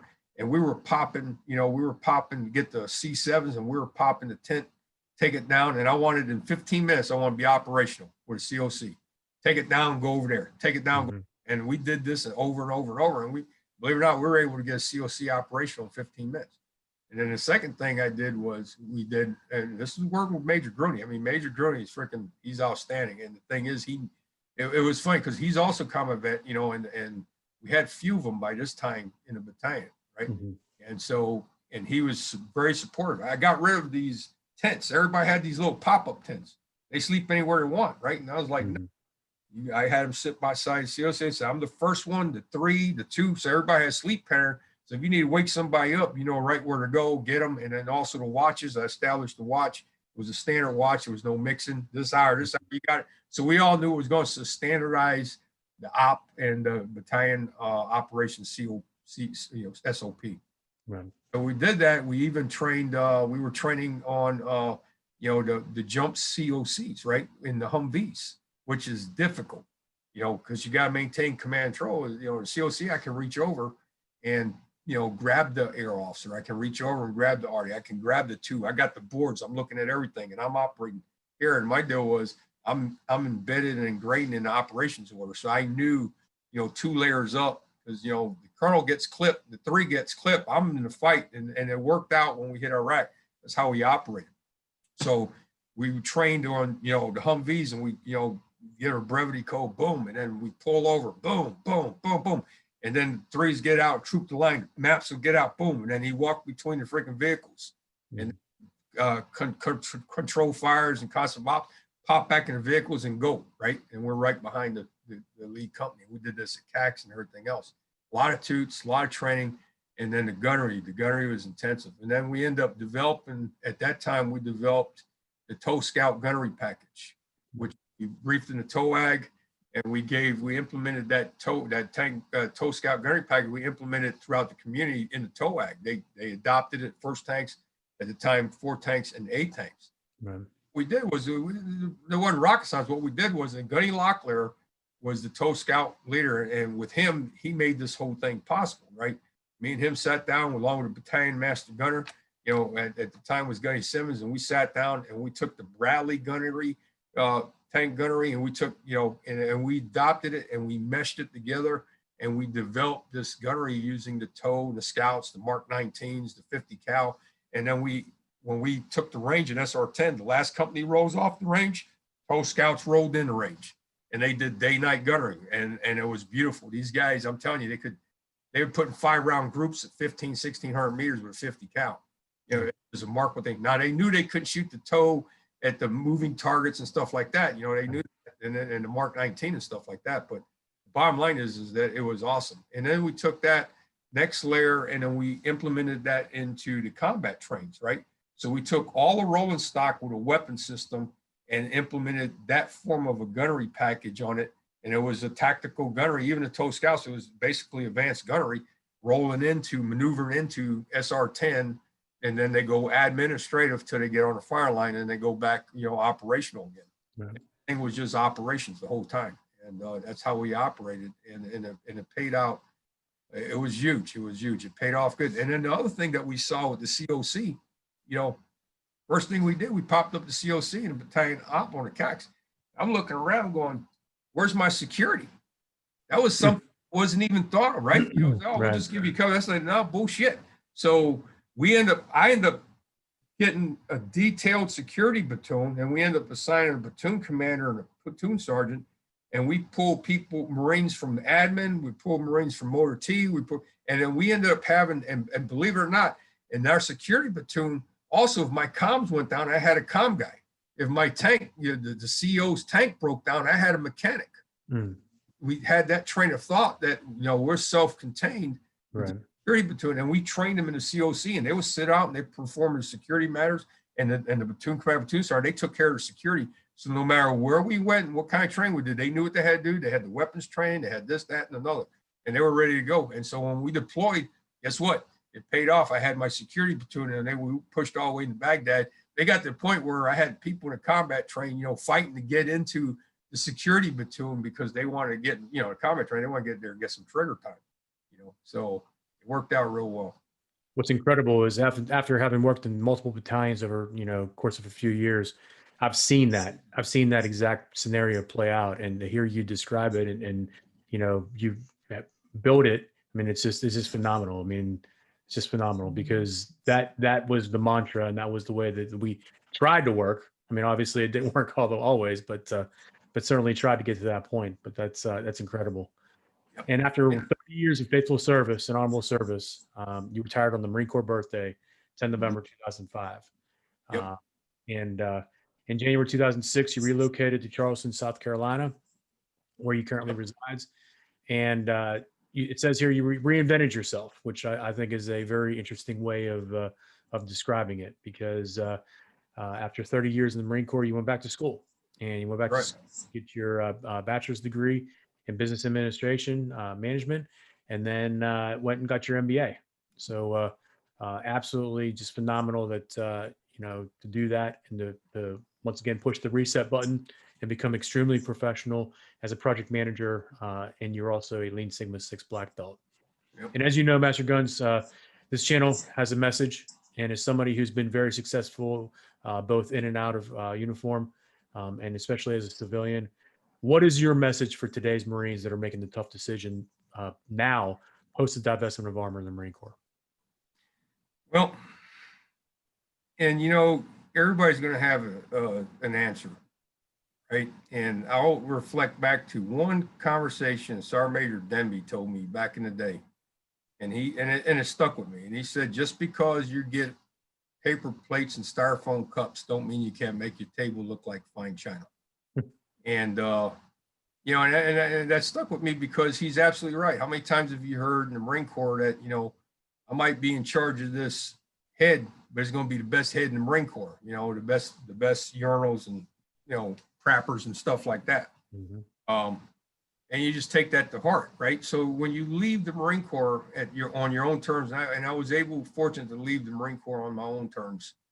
And, I got an opportunity. I took a job in Charleston, South Carolina, and I had an opportunity to get back into the community in different locations. But for me, I knew where I didn't want to go. I didn't want to go north. I was trying to get back to Kentucky. That's where my wife's from, and that didn't work out. And I got an opportunity down here in Charleston, South Carolina, be a production manager in communications. And then I ended up working out pretty good, because what it forced me to do was, like you said, reinvent myself. I had to learn, I knew communication, shoot, move, and communicate, how to PM comm, how to set up free, but I didn't know how to build cables. I learned how to build cables. I learned how to manage people building cables. I had to design a facility. This Lean Six Sigma came about, this is a foreign language.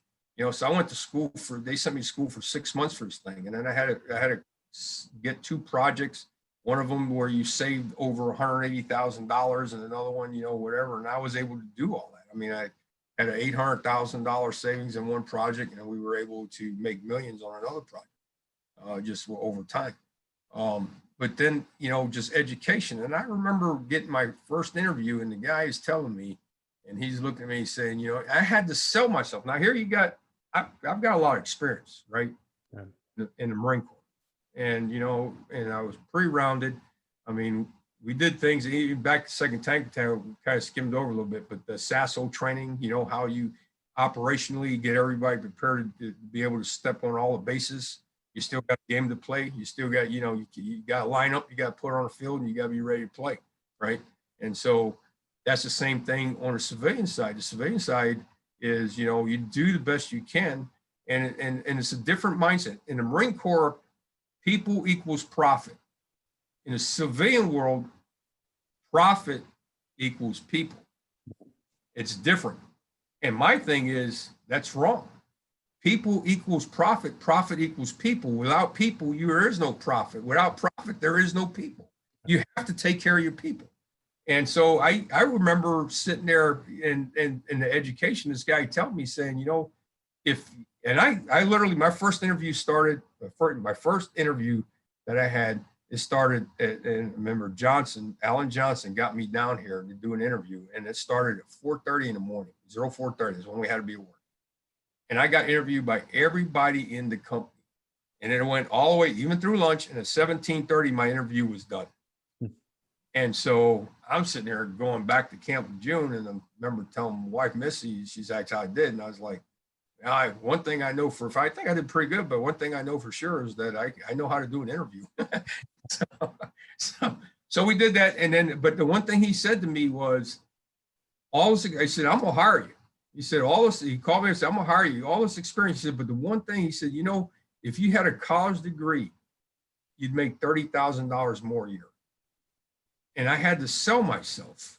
And then I had kids, right? And, you know, as back in the day, operationally, I couldn't go to school. We were brick and mortar. I knew that you could do online education. I got the word out after I figured it out with VA. I got with Arnold and all these guys said, you need to get this.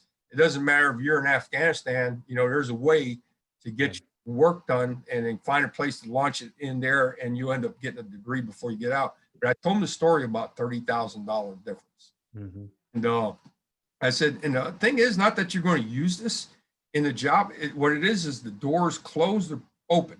It's just in your toolbox. And all it does is just says, yeah, your resume still stays on a desk or goes in a circular file. So, and then I end up, did everything backwards. I end up having kids. Now I'm not deployed anymore, you know, and I'm home and boom, now I got a kid, you know, and that's kind of eye opener. And I'm doing school. So I had to figure out my time management and figure out that, you know, I had to work all day and then I had to do school at night. And I tell you, the post 9/11 GI, I had the Vietnam veteran GI Bill, and I switched over to post 9/11, which is outstanding. And they would have crammed that. So I had a couple years of computer science, and I realized quickly I didn't want to do that. And I switched my major over to business, and then and I started pushing in that direction. And then in the interim, I became a Lean Six Sigma black belt. We were doing satellite communication. I'm learning about satellite communication. I'm learning about all kinds of stuff, you know, how to do so that, how to do zeros and, you know, computers and whatnot, you know, and with some really smart guys, a lot smarter than me, were teaching me this stuff, and they just made sure I didn't screw it up. I was always that tanker. Everybody knows me as that tanker, even to this day. And then there was the project manager position, PM positions, and things like that. And the main thing is, and it is indicative of what we're doing in the Marine Corps, is the same thing when the Marine Corps started downsizing, right? And back in '92. And so Marines were forced to lat move or get out, right? Kind of like what we're going through right now. We're forced to lat move or get out or now do inter-service transfer. And the bottom line is that what's going to make you successful is everything that was ingrained in you since boot camp, day one. You know, your 14 leadership traits, your 11 leadership principles, know yourself, seek self-improvement, the whole 9 yards. My civilian counterparts, you know, I have in there. I remember I'd have guys in my office, and I'm literally teaching them JJ did tie a buckle. I mean, you know, leadership, right? And they were just sitting there like writing this down, like, you know, and just learning from it, and just and my big thing is you take care of your people. You're going to work them hard. They're going to work. They're going to accomplish anything for you. But the bottom line is, if you use them, then you're not going to do very well. You got to take care of your people, and they go first. They get the accolades. You take the back seat, and that's how I looked at it. So just by reinventing myself, I said, okay, I'm looking at my kid. At some point, you know, I know education is important, and I want him to do well. And the same thing is, you know, leadership by example. I don't want him to say, Dad, you know, well, you get what you got? No, sir, I got high school diploma. And he said, he looks around, you're doing pretty good, you know. And it's like, well, wait a minute, you don't understand. There's more to this. Right. Yeah, it's I think the bottom line is that, you know, just because you get issued paper plates and styrofoam cups don't mean you can't make your table look like flight check. Love it. Absolutely love it. Master Guns, I can't thank you enough. I mean, the time you dedicated, the stories you told. I mean, it's a history lesson about tanks from soup to nuts, and it's extremely valuable. It was valuable back then, and it's even more valuable now, and it's only going to get more valuable as time goes by without this community. So thank you so much. Thank you so much for dedicating the time. To the viewers, thank you all. You guys are fantastic. This channel subscriptions have continued to grow. Thank you very much for that. And if you've not already subscribed, please do so. Hit the notification bell for notifications of new and upcoming episodes. And Master Guns, thank you. I'll pass the floor to you for closing comments. Hey, Marines, we got some trying times in the country right now. You know, November 4th, 2020. And more importantly, we got Marine Corps birthday right around the corner, you know, and we've been celebrating the birthday for the last couple of weeks, and it's only going to get better. And 245 years, you know, and we're 245 years strong.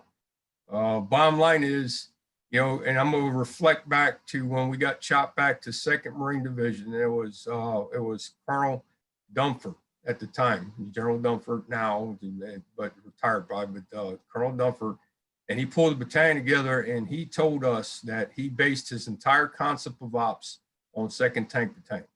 Because when we rolled up to the LD and we're getting ready to the LD, and things got hot and heavy, and we had to move like time now.